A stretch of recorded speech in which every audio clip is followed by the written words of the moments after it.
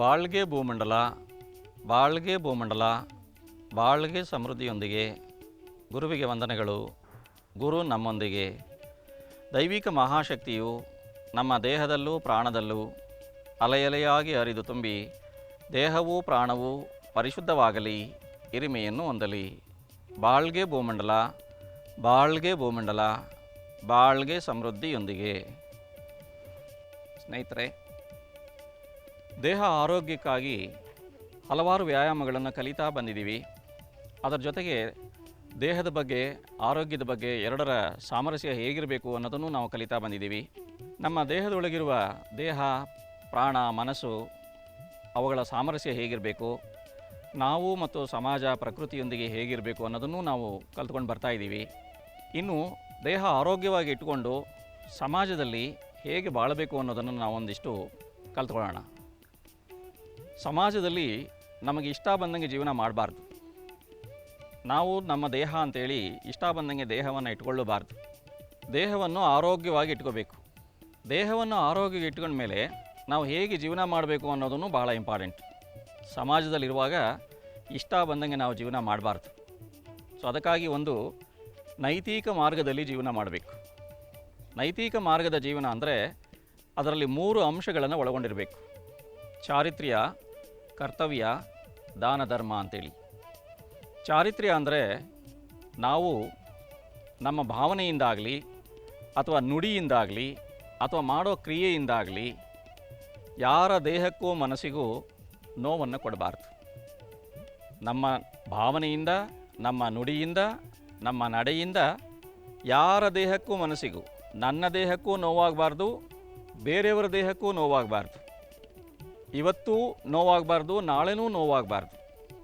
ದೈಹಿಕವಾಗಿಯೂ ನೋವಾಗಬಾರ್ದು, ಮಾನಸಿಕವಾಗಿಯೂ ನೋವಾಗಬಾರ್ದು. ಆ ರೀತಿ ನನ್ನ ಭಾವನೆ ಇರಬೇಕು, ಆ ರೀತಿ ನನ್ನ ನುಡಿ ಇರಬೇಕು, ಆ ರೀತಿ ನನ್ನ ನಡೆ ಇರಬೇಕು. ಈ ನಡೆ, ನುಡಿ, ಭಾವನೆಗಳು ಏಕವಾಗಿರಬೇಕು. ಭಾವಿಸಿದಂತೆ ನುಡಿಯಬೇಕು, ನುಡಿದಂತೆ ನಡೆಯಬೇಕು. ಇದು ಸದಾಚಾರ ಜೀವನದಲ್ಲಿ ಮೊಟ್ಟ ಮೊದಲನೇ ಭಾಗ. ಕುಟುಂಬದಿಂದ ಪ್ರಾರಂಭಿಸಬೇಕು. ಮನೆಯಲ್ಲೂ ಮನೆಯಲ್ಲಿರೋ ಕುಟುಂಬದ ಸದಸ್ಯರು, ತಂದೆ, ತಾಯಿ, ಗಂಡ, ಹೆಂಡತಿ, ಮಕ್ಕಳಿಗೆ ಯಾವುದೇ ರೀತಿಯಲ್ಲೂ ನನ್ನ ಭಾವನೆ, ನನ್ನ ನುಡಿ, ನನ್ನ ಕ್ರಿಯೆ ನೋವನ್ನು ಕೊಡಬಾರ್ದು. ಆ ರೀತಿ ನಾವು ಕುಟುಂಬದಲ್ಲಿ ನಡ್ಕೊಂಡಿದ್ದೆ ಆದರೆ ಪ್ರತಿಯೊಂದು ಕುಟುಂಬನೂ ಇದನ್ನು ಪಾಲಿಸಿಬಿಟ್ರೆ ಖಂಡಿತ ವಿಶ್ವದಲ್ಲಿ ಶಾಂತಿ ತಂದುಬಿಡ್ಬೋದು. ಪ್ರತಿಯೊಬ್ಬ ವ್ಯಕ್ತಿಯೂ ಶಾಂತಿ ಆಗಿಬಿಡ್ಬೋದು. ಇದು ಮೊದಲನೇದು. ಸದಾಚಾರ ಜೀವನದಲ್ಲಿ ಮೊದಲನೇದು, ಯಾವ ಜೀವಿಗೂ ನಾವು ನೋವನ್ನು ಕೊಡಬಾರ್ದು. ಎರಡನೇದು, ಯಾವುದೇ ಜೀವಿ ನೋವಲ್ಲಿದ್ದರೆ ಅದಕ್ಕೆ ಸಹಾಯ ಮಾಡಬೇಕು. ಅವರು ನಮ್ಮವರು, ಇವರು ಬೇರೆಯವರು, ಇವರಿಗೆ ಸಹಾಯ ಮಾಡಬೇಕು, ಸಹಾಯ ಮಾಡಬಾರ್ದು ಅನ್ನೋದು ಇಂಪಾರ್ಟೆಂಟ್ ಅಲ್ಲ. ಈ ದೇಹದಲ್ಲಿ ದೈಹಿಕ ಶಕ್ತಿ ಇದೆ, ಮನೋಶಕ್ತಿ ಇದೆ, ಪ್ರಾಣಶಕ್ತಿ ಇದೆ, ಅರಿವಿದೆ. ದೇಹ ಬಲದಿಂದ, ಮನೋಬಲದಿಂದ ಯಾರಿಗೇ ನೋವಿದ್ರೂ ಅವರಿಗೆ ನಿವಾರಣೆ ಆಗೋ ರೀತಿಯಲ್ಲಿ ನಾವು ಕ್ರಿಯೆ ಮಾಡೋದೇ ಸಹಾಯ. ಈ ಪ್ರಪಂಚದಲ್ಲಿ ನೋವನ್ನು ಕೊಡದೇ ಇರೋದು ಒಂದು ಭಾಗ, ನೋವಿನಲ್ಲಿರೋ ಜನಗಳಿಗೆ ಸಹಾಯ ಮಾಡೋದು ಇನ್ನೊಂದು ಭಾಗ. ಈ ಎರಡೂ ಭಾಗ ಸೇರಿದರೆ ನೈತಿಕ ಜೀವನದ ಒಂದು ಹಂತ ನಾವು ಮೇಲ್ಕೇಳ್ತೀವಿ. ಎರಡನೇದು ಕರ್ತವ್ಯ.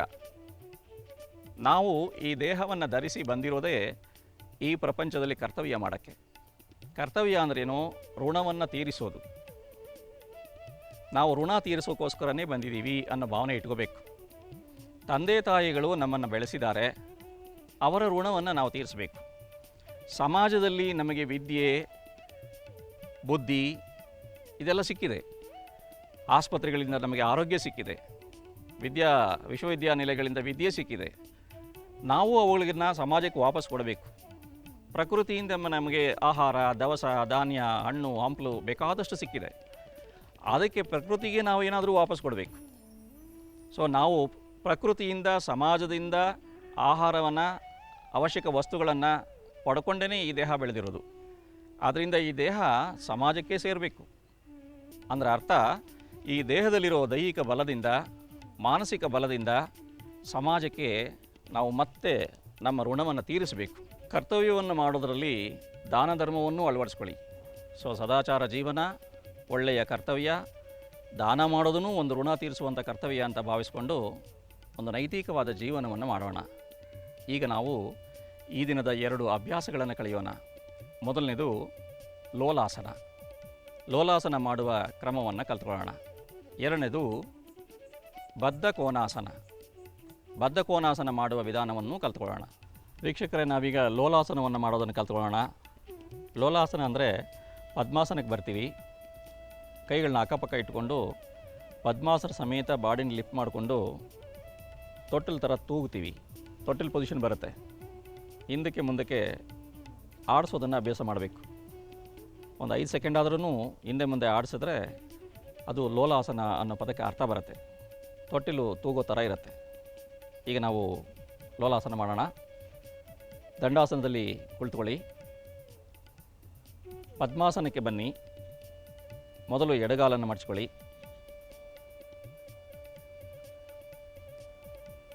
ನಂತರ ಬಲಗಾಲು. ಪದ್ಮಾಸನ ಮಾಡೋದನ್ನು ಈಗಾಗಲೇ ನೀವು ಕಲ್ತಿದ್ದೀರಿ.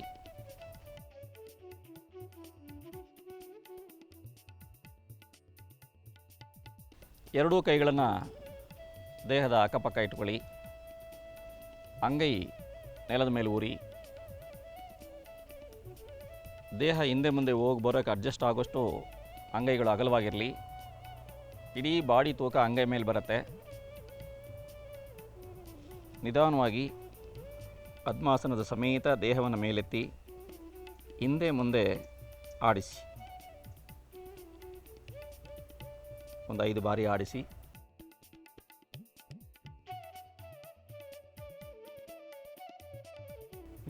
ನಿಧಾನವಾಗಿ ದೇಹ ಬ್ಯಾಲೆನ್ಸ್ ಮಾಡಿಕೊಂಡಿರಬೇಕು. ಪದ್ಮಾಸನಕ್ಕೆ ಬನ್ನಿ. ಕಾಲುಗಳನ್ನು ಬಿಡಿಸಿಕೊಂಡು ದಂಡಾಸನಕ್ಕೆ ಬನ್ನಿ.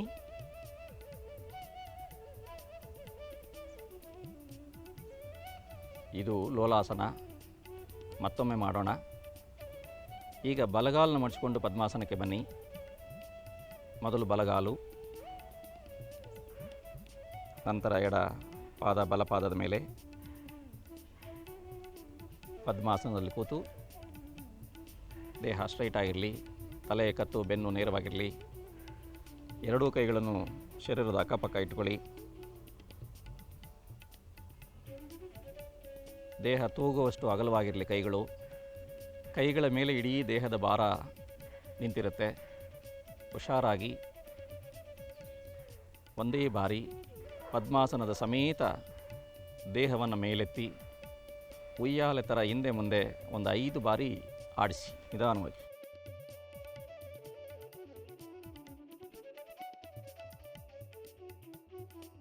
ನಿಧಾನವಾಗಿ ನಿಲ್ಲಿಸಿ. ಪದ್ಮಾಸನಕ್ಕೆ ಬನ್ನಿ. ಕಾಲುಗಳನ್ನು ಬಿಡಿಸಿಕೊಂಡು ದಂಡಾಸನಕ್ಕೆ ಬನ್ನಿ. ಇದು ಲೋಲಾಸನ ಮಾಡುವ ವಿಧಾನ.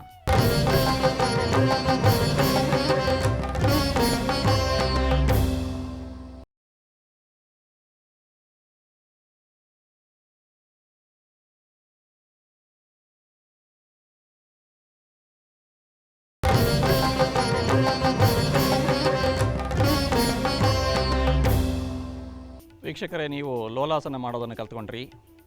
ಈಗ ನಾವು ಬದ್ಧ ಕೋನಾಸನ ಮಾಡೋದನ್ನು ಕಲ್ತ್ಕೊಳ್ಳೋಣ. ದಂಡಾಸನದಲ್ಲಿ ಕುಳಿತುಕೊಳ್ಳಿ. ನೀವು ಈಗಾಗಲೇ ಸುಖಾಸನ, ಸಿದ್ಧಾಸನ ಮಾಡೋದು ಕಲ್ತ್ಕೊಂಡಿದ್ದೀರಲ್ವಾ?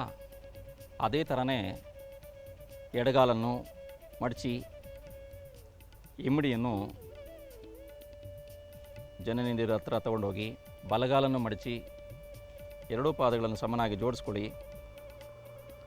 ಸಾಧ್ಯವಾದಷ್ಟು ಇಮ್ಮಡಿ ಹಿಂದೆ ಇರಲಿ. ಎರಡೂ ಪಾದಗಳನ್ನು ಸೇರಿಸಿ ಕೈಗಳಲ್ಲಿ ಇಟ್ಕೊಳ್ಳಿ. ನಿಧಾನವಾಗಿ ತೊಡೆಗಳನ್ನು ಮೇಲೆ ತಂದು ಕೆಳಗೆ ತಂದು ಒಂದು 5 ಬಾರಿ ಮಾಡಿ. 1 2 3 4 5. ಈಗ ಇನ್ನು ಸ್ವಲ್ಪ ವೇಗವಾಗಿ, ಸ್ವಲ್ಪ ಸ್ಪೀಡಾಗಿ. 1 2 3 4 5. ಇನ್ನೂ ವೇಗವಾಗಿ. 1 2 3 4 5. ಈಗ ನಾವು ಇನ್ನೂ ತುಂಬ ವೇಗವಾಗಿ ಮಾಡಬೇಕು. ತೊಡೆ ನೆಲವನ್ನು ಟಚ್ ಮಾಡಬೇಕು, ಬಡಿಬೇಕು, ಟಪ್ ಅಂತ ಶಬ್ದ ಬರಬೇಕು. ಆ ಥರ ಫಾಸ್ಟಾಗಿ ಮಾಡಿ. ಪ್ರಾರಂಭ ಮಾಡಿ. 1 2 3 4 5 1 2 3 4 5 1 2 3 4 5. ಇದನ್ನು ಬದ್ಧ ಕೋನಾಸನ ಅಂತ ಕರೀತಾರೆ. ಮತ್ತೆ ದಂಡಾಸನಕ್ಕೆ ಬನ್ನಿ.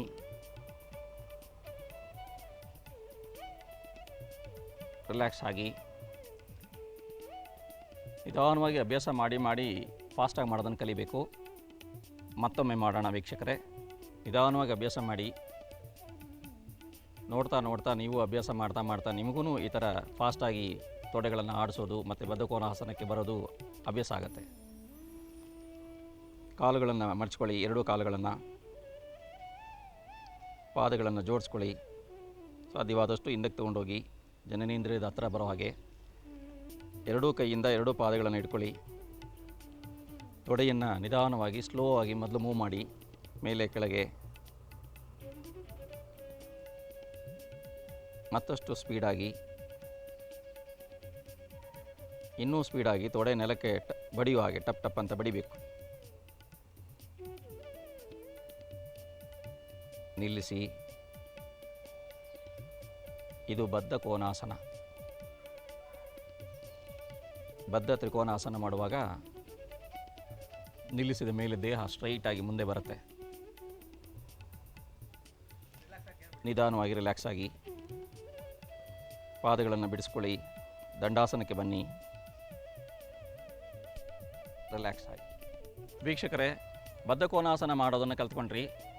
ಈಗ ನಾವು ಲೋಲಾಸನವನ್ನು ಮತ್ತು ಬದ್ಧಕೋನಾಸನವನ್ನು ಮಾಡಿ ಕಲ್ತ್ಕೊಂಡಿರೋದ್ರಿಂದ ಅವುಗಳಿಂದ ಏನು ಪ್ರಯೋಜನ ಆಗುತ್ತೆ ಅನ್ನೋ ಪ್ರಯೋಜನಗಳನ್ನು ತಿಳ್ಕೊಳ್ಳೋಣ. ಲೋಲಾಸನ ಮಾಡುವಾಗ ಪದ್ಮಾಸನದಲ್ಲಿ ಕುಳಿತುಕೊಂಡಿರ್ತೀವಿ. ಸೊ ಪದ್ಮಾಸನದಲ್ಲಿ ಏನು ಪ್ರಯೋಜನ ನಮಗೆ ಸಿಕ್ಕಿದೆಯೋ ಅದು ಲೋಲಾಸನದಲ್ಲೂ ಸಿಗುತ್ತೆ. ಪದ್ಮಾಸನದಿಂದ ಧ್ಯಾನ ಮಾಡೋದಕ್ಕೆ ಒಂದು ಒಳ್ಳೆಯ ಪೊಸಿಷನ್, ಮತ್ತು ದೇಹದ ಒಂದು ಸದೃಢತೆ, ಮನಸ್ಸಿನ ಒಂದು ಸದೃಢತೆ, ಏಕಾಗ್ರತೆ, ಒಂದು ವೀರ್ಯಶಕ್ತಿಯ ವೃದ್ಧಿ, ಇದೆಲ್ಲ ನಮಗೆ ಪದ್ಮಾಸನದಿಂದ ದೊರೆಯುತ್ತೆ. ಅದರ ಜೊತೆಯಲ್ಲಿ ಲೋಲಾಸನ ಮಾಡೋದರಿಂದ ಕೈಗಳು ಮತ್ತು ಭುಜಗಳು ಬಹಳ ಬಲಿಷ್ಠವಾಗುತ್ತೆ. ಕೈಗಳಲ್ಲಿ ಭುಜಗಳಲ್ಲಿ ನೋವಿದ್ದರೆ ನಿವಾರಣೆಯೂ ಆಗಿಬಿಡುತ್ತೆ. ಆ ಪದ್ಮಾಸನದಲ್ಲಿ ಉಯ್ಯಾಲೆ ಮಾಡುವಾಗ ಕೀಲಿನಲ್ಲಿ ಏನಾದರೂ ವಾಯು ಸಂಬಂಧ ನೋವಿದ್ದರೆ ಅದನ್ನು ನಿವಾರಣೆ ಆಗಿಬಿಡುತ್ತೆ. ಇನ್ನು ಎರಡನೇ ನಾವು ಬದ್ಧಕೋನಾಸನವನ್ನು ಮಾಡಿದ್ವಿ. ಬದ್ಧಕೋನಾಸನವನ್ನು ಎಲ್ಲರೂ ಮಾಡ್ಬೋದು. ಭಾಳ ಸರಳವಾದ ಆಸನ.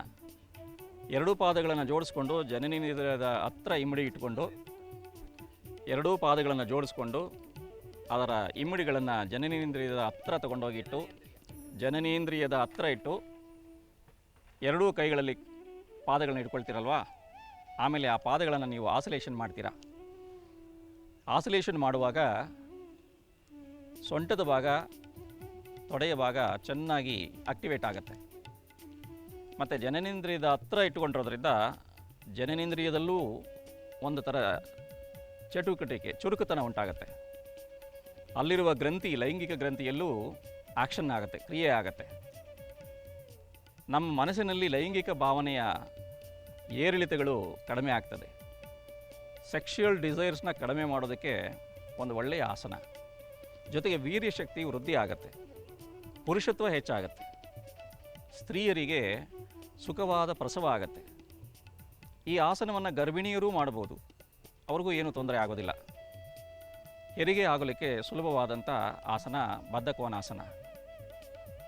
ಪುರುಷತ್ವ ವೃದ್ಧಿಯಾಗಿ, ವೀರ್ಯಶಕ್ತಿ ಹೆಚ್ಚಾಗಿ, ಲೈಂಗಿಕ ಬಯಕೆ ಕಡಿಮೆಯಾಗಿ, ದೇಹ ಸದೃಢವಾಗಿ, ಮನಸ್ಸು ಏಕಾಗ್ರವಾಗಿ, ಬುದ್ಧಿಶಕ್ತಿ ಹೆಚ್ಚಾಗುವಂಥ ಈ ಆಸನ ನಮಗೆ ಬಹಳ ಉಪಯೋಗವನ್ನು ಕೊಡುತ್ತೆ. ಸ್ನೇಹಿತರೆ, ನಾಳೆ ಹೊಸ ಆಸನದೊಂದಿಗೆ ಭೇಟಿಯಾಗೋಣ. ಬಾಳ್ಗೆ ಭೂಮಂಡಲ, ಬಾಳ್ಗೆ ಭೂಮಂಡಲ, ಬಾಳ್ಗೆ ಸಮೃದ್ಧಿಯೊಂದಿಗೆ ದೈವಿಕ ಮಹಾಶಕ್ತಿಯ ಕರುಣೆಯಿಂದ ನಿಮಗೂ ನಿಮ್ಮ ಕುಟುಂಬಕ್ಕೂ ದೇಹಾರೋಗ್ಯ, ದೀರ್ಘಾಯಸ್ಸು, ಸಾಕಷ್ಟು ಐಶ್ವರ್ಯ, ಉನ್ನತವಾದ ಕೀರ್ತಿ, ಸತ್ಯಜ್ಞಾನ ದೊರೆಯಲಿ. ಬಾಳ್ಗೆ ಭೂಮಂಡಲ, ಬಾಳ್ಗೆ ಭೂಮಂಡಲ, ಬಾಳ್ಗೆ ಸಮೃದ್ಧಿಯೊಂದಿಗೆ. Thank you. ಧನ್ಯವಾದಗಳು.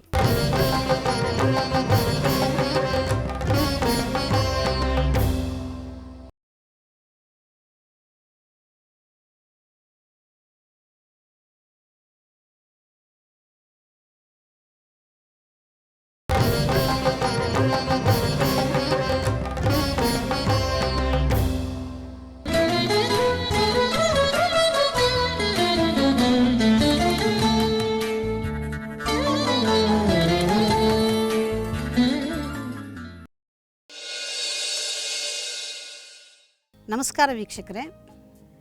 ನಾವು ಪ್ರತಿಯೊಂದು ಸಸ್ಯದಲ್ಲಿ ಕೂಡ ಏನೇನು ವಿಶೇಷವಾದ ಗುಣಗಳಿದೆ ಅನ್ನೋದನ್ನು ಒಂದೊಂದೇ ನೋಡ್ತಾ ಬಂದಿದ್ದೀವಿ. ಆದರೆ ಬರೀ ಕೆಲವು ಸಸ್ಯಗಳಲ್ಲಿ ಕೆಲವು ವಿಶೇಷತೆಗಳನ್ನು ನೋಡ್ತೀವಿ.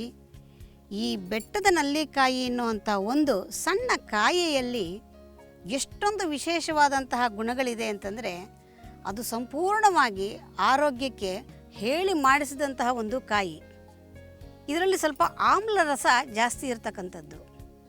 ಆಮ್ಲ ರಸಗಳು ಇರತಕ್ಕಂತಹ ಎಲ್ಲ ಒಂದು ವನಸ್ಪತಿಗಳನ್ನು ತೆಗೆದುಕೊಂಡ್ರೆ ಅದರಲ್ಲಿ ಅಗ್ರಸ್ಥಾನ ಈ ಬೆಟ್ಟದ ನಲ್ಲಿಕಾಯಿಗೆ ಇದೆ.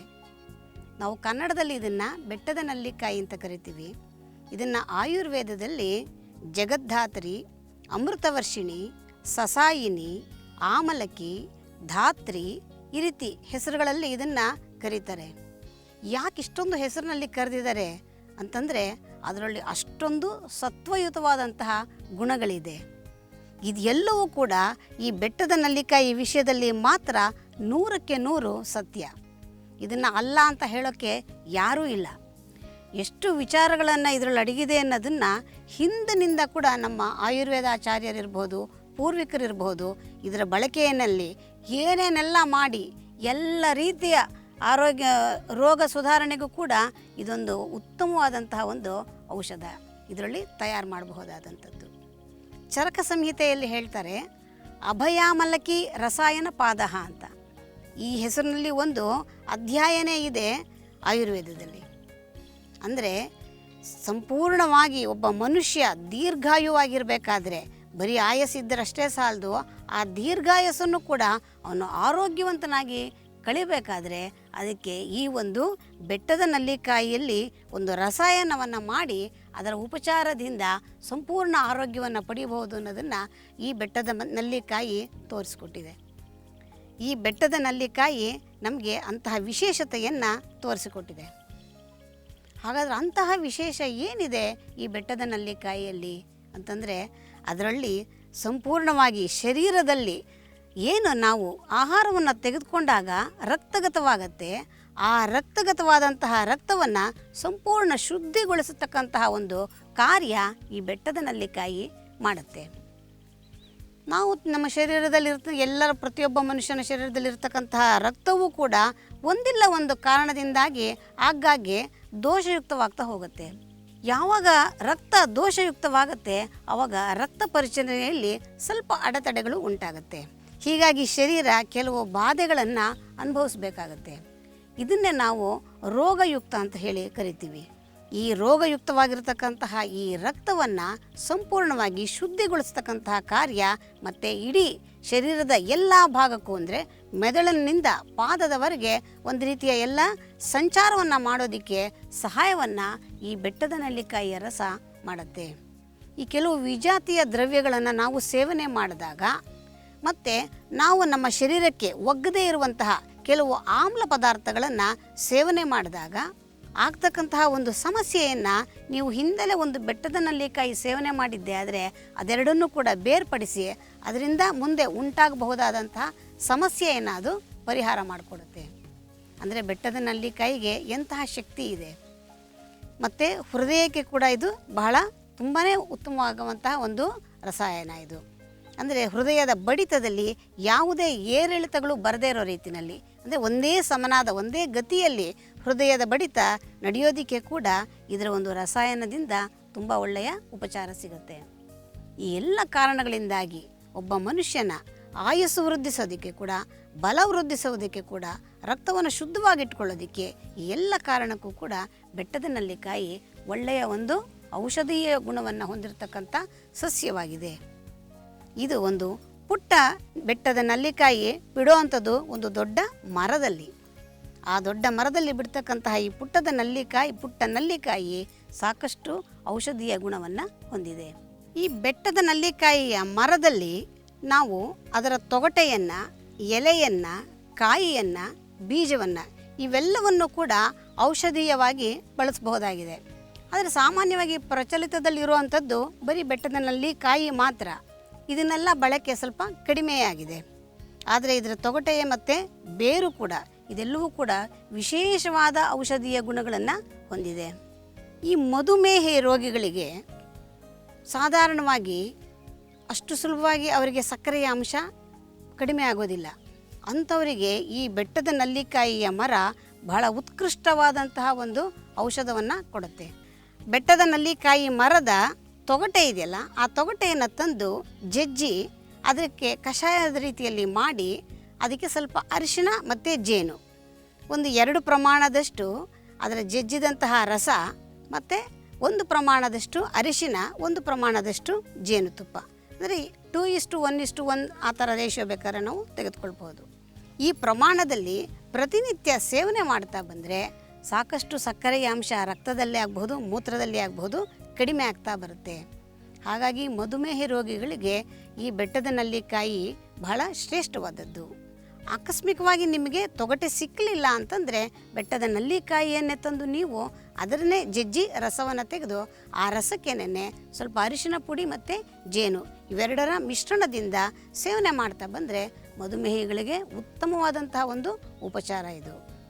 ಇದೇ ಬೆಟ್ಟದ ನಲ್ಲಿಕಾಯಿ ಗಿಡದ ಎಲೆಗಳು ಅಂದರೆ ಆ ಎಲೆಯನ್ನು ಮಾತ್ರ ಬಿಡಿಸ್ಕೊಂಡು ಆ ಎಲೆಯನ್ನು ನೀರಿನಲ್ಲಿ ಹಾಕಿ ಸ್ವಲ್ಪ ಕಷಾಯದ ರೀತಿಯಲ್ಲಿ ಮಾಡಿಕೊಂಡು ಆ ಕಷಾಯವನ್ನು ನಾವು ಕುಡಿದದ್ದೇ ಆದರೆ ಗಂಟಲಿನಲ್ಲಿ ಹುಣ್ಣುಗಳೇನಾದ್ರು ಇದ್ದರೆ ಅದಕ್ಕೂ ಒಳ್ಳೆಯದು. ಬಾಯಲ್ಲಿ ಹುಣ್ಣಿದ್ರೆ ಬಾಯಿ ಹುಣ್ಣಿದ್ರೆ ಸ್ವಲ್ಪ ಬಾಯಿ ಮುಕ್ಕಳಿಸಿ ಅದನ್ನು ಉಗುಳಿದ್ರೆ ಸಾಕು, ಬಾಯಿ ಹುಣ್ಣಿಗೆ ಒಳ್ಳೆಯದಾಗತ್ತೆ. ಗಂಟಲು ಹುಣ್ಣಿದ್ರೆ ಗಂಟಲಿಗೆ ಅದು ಶರೀರಕ್ಕೆ ಸೇವನೆ ಮಾಡೋದ್ರಿಂದ ಒಳ್ಳೆಯದಾಗತ್ತೆ. ನೋಡಿ, ಬಾಯಿ ಹುಣ್ಣು ಯಾವಾಗ ಬರುತ್ತೆ ಅಂತಂದರೆ ವಿಟಮಿನ್ ಸಿಯ ಕೊರತೆ ಇದ್ದಾಗ ಬಾಯಿ ಹುಣ್ಣು ಬರೋದು ಸಾಮಾನ್ಯ. ಈ ಬೆಟ್ಟದ ನಲ್ಲಿಕಾಯಿಯಲ್ಲಿ ವಿಟಮಿನ್ ಸಿ ಅನ್ನುವಂಥದ್ದು ಯಥೇಚ್ಛವಾಗಿದೆ. ಹಾಗಾಗಿ ಇದರ ಎಲೆಯಲ್ಲಿ ಕೂಡ ಈ ವಿಟಮಿನ್ ಸಿಯ ಒಂದು ಅಂಶ ಜಾಸ್ತಿ ಇರುತ್ತೆ.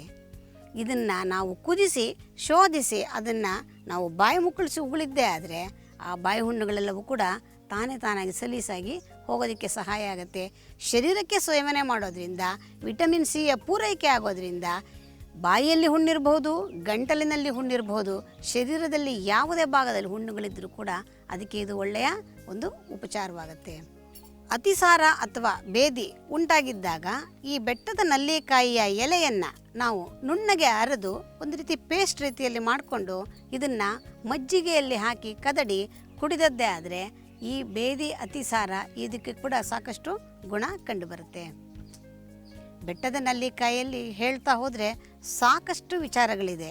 ಅದರಿಂದ ಇನ್ನೂ ಏನೇನೆಲ್ಲ ಉಪಯೋಗವನ್ನು ಮಾಡ್ಕೊಳ್ಬೋದು ಹೇಳ್ತೀನಿ ಒಂದು ಪುಟ್ಟ ವಿರಾಮದ ನಂತರ.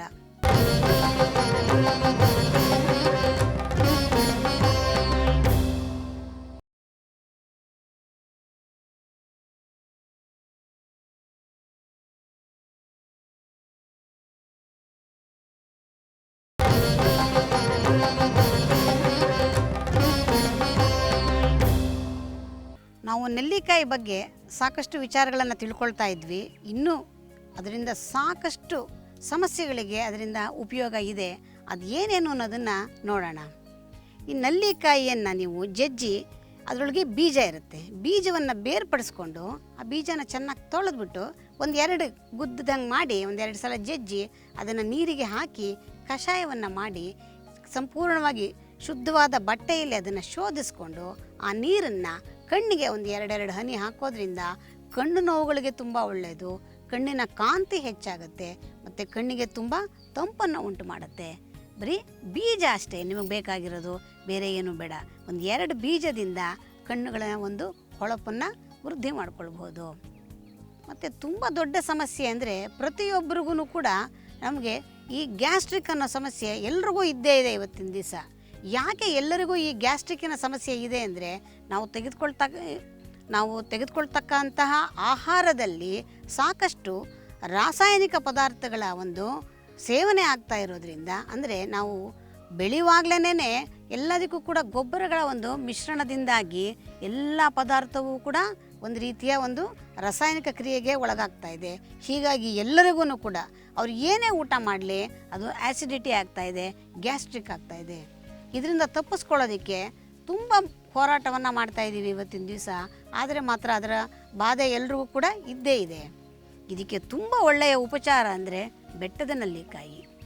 ನೋಡಿ, ಈ ಬೆಟ್ಟದ ನಲ್ಲಿಕಾಯಿಯ ತೊಗಟೆಯನ್ನು ಸ್ವಲ್ಪ ಜಜ್ಜಿ ಸ್ವಲ್ಪ ಕಷಾಯವನ್ನು ಮಾಡಿಟ್ಕೊಂಡು ಬೆಳಿಗ್ಗೆ ಸಾಯಂಕಾಲ ಒಂದು 2 ಚಮಚ ಸೇವನೆ ಮಾಡ್ತಾ ಬಂದರೆ ಈ ಗ್ಯಾಸ್ಟ್ರಿಕ್ ಆಗ್ಬೋದು, ಆ್ಯಸಿಡಿಟಿ ಆಗಬಹುದು ಎಲ್ಲವೂ ಕೂಡ ಸಂಪೂರ್ಣವಾಗಿ ಗುಣವಾಗುತ್ತೆ.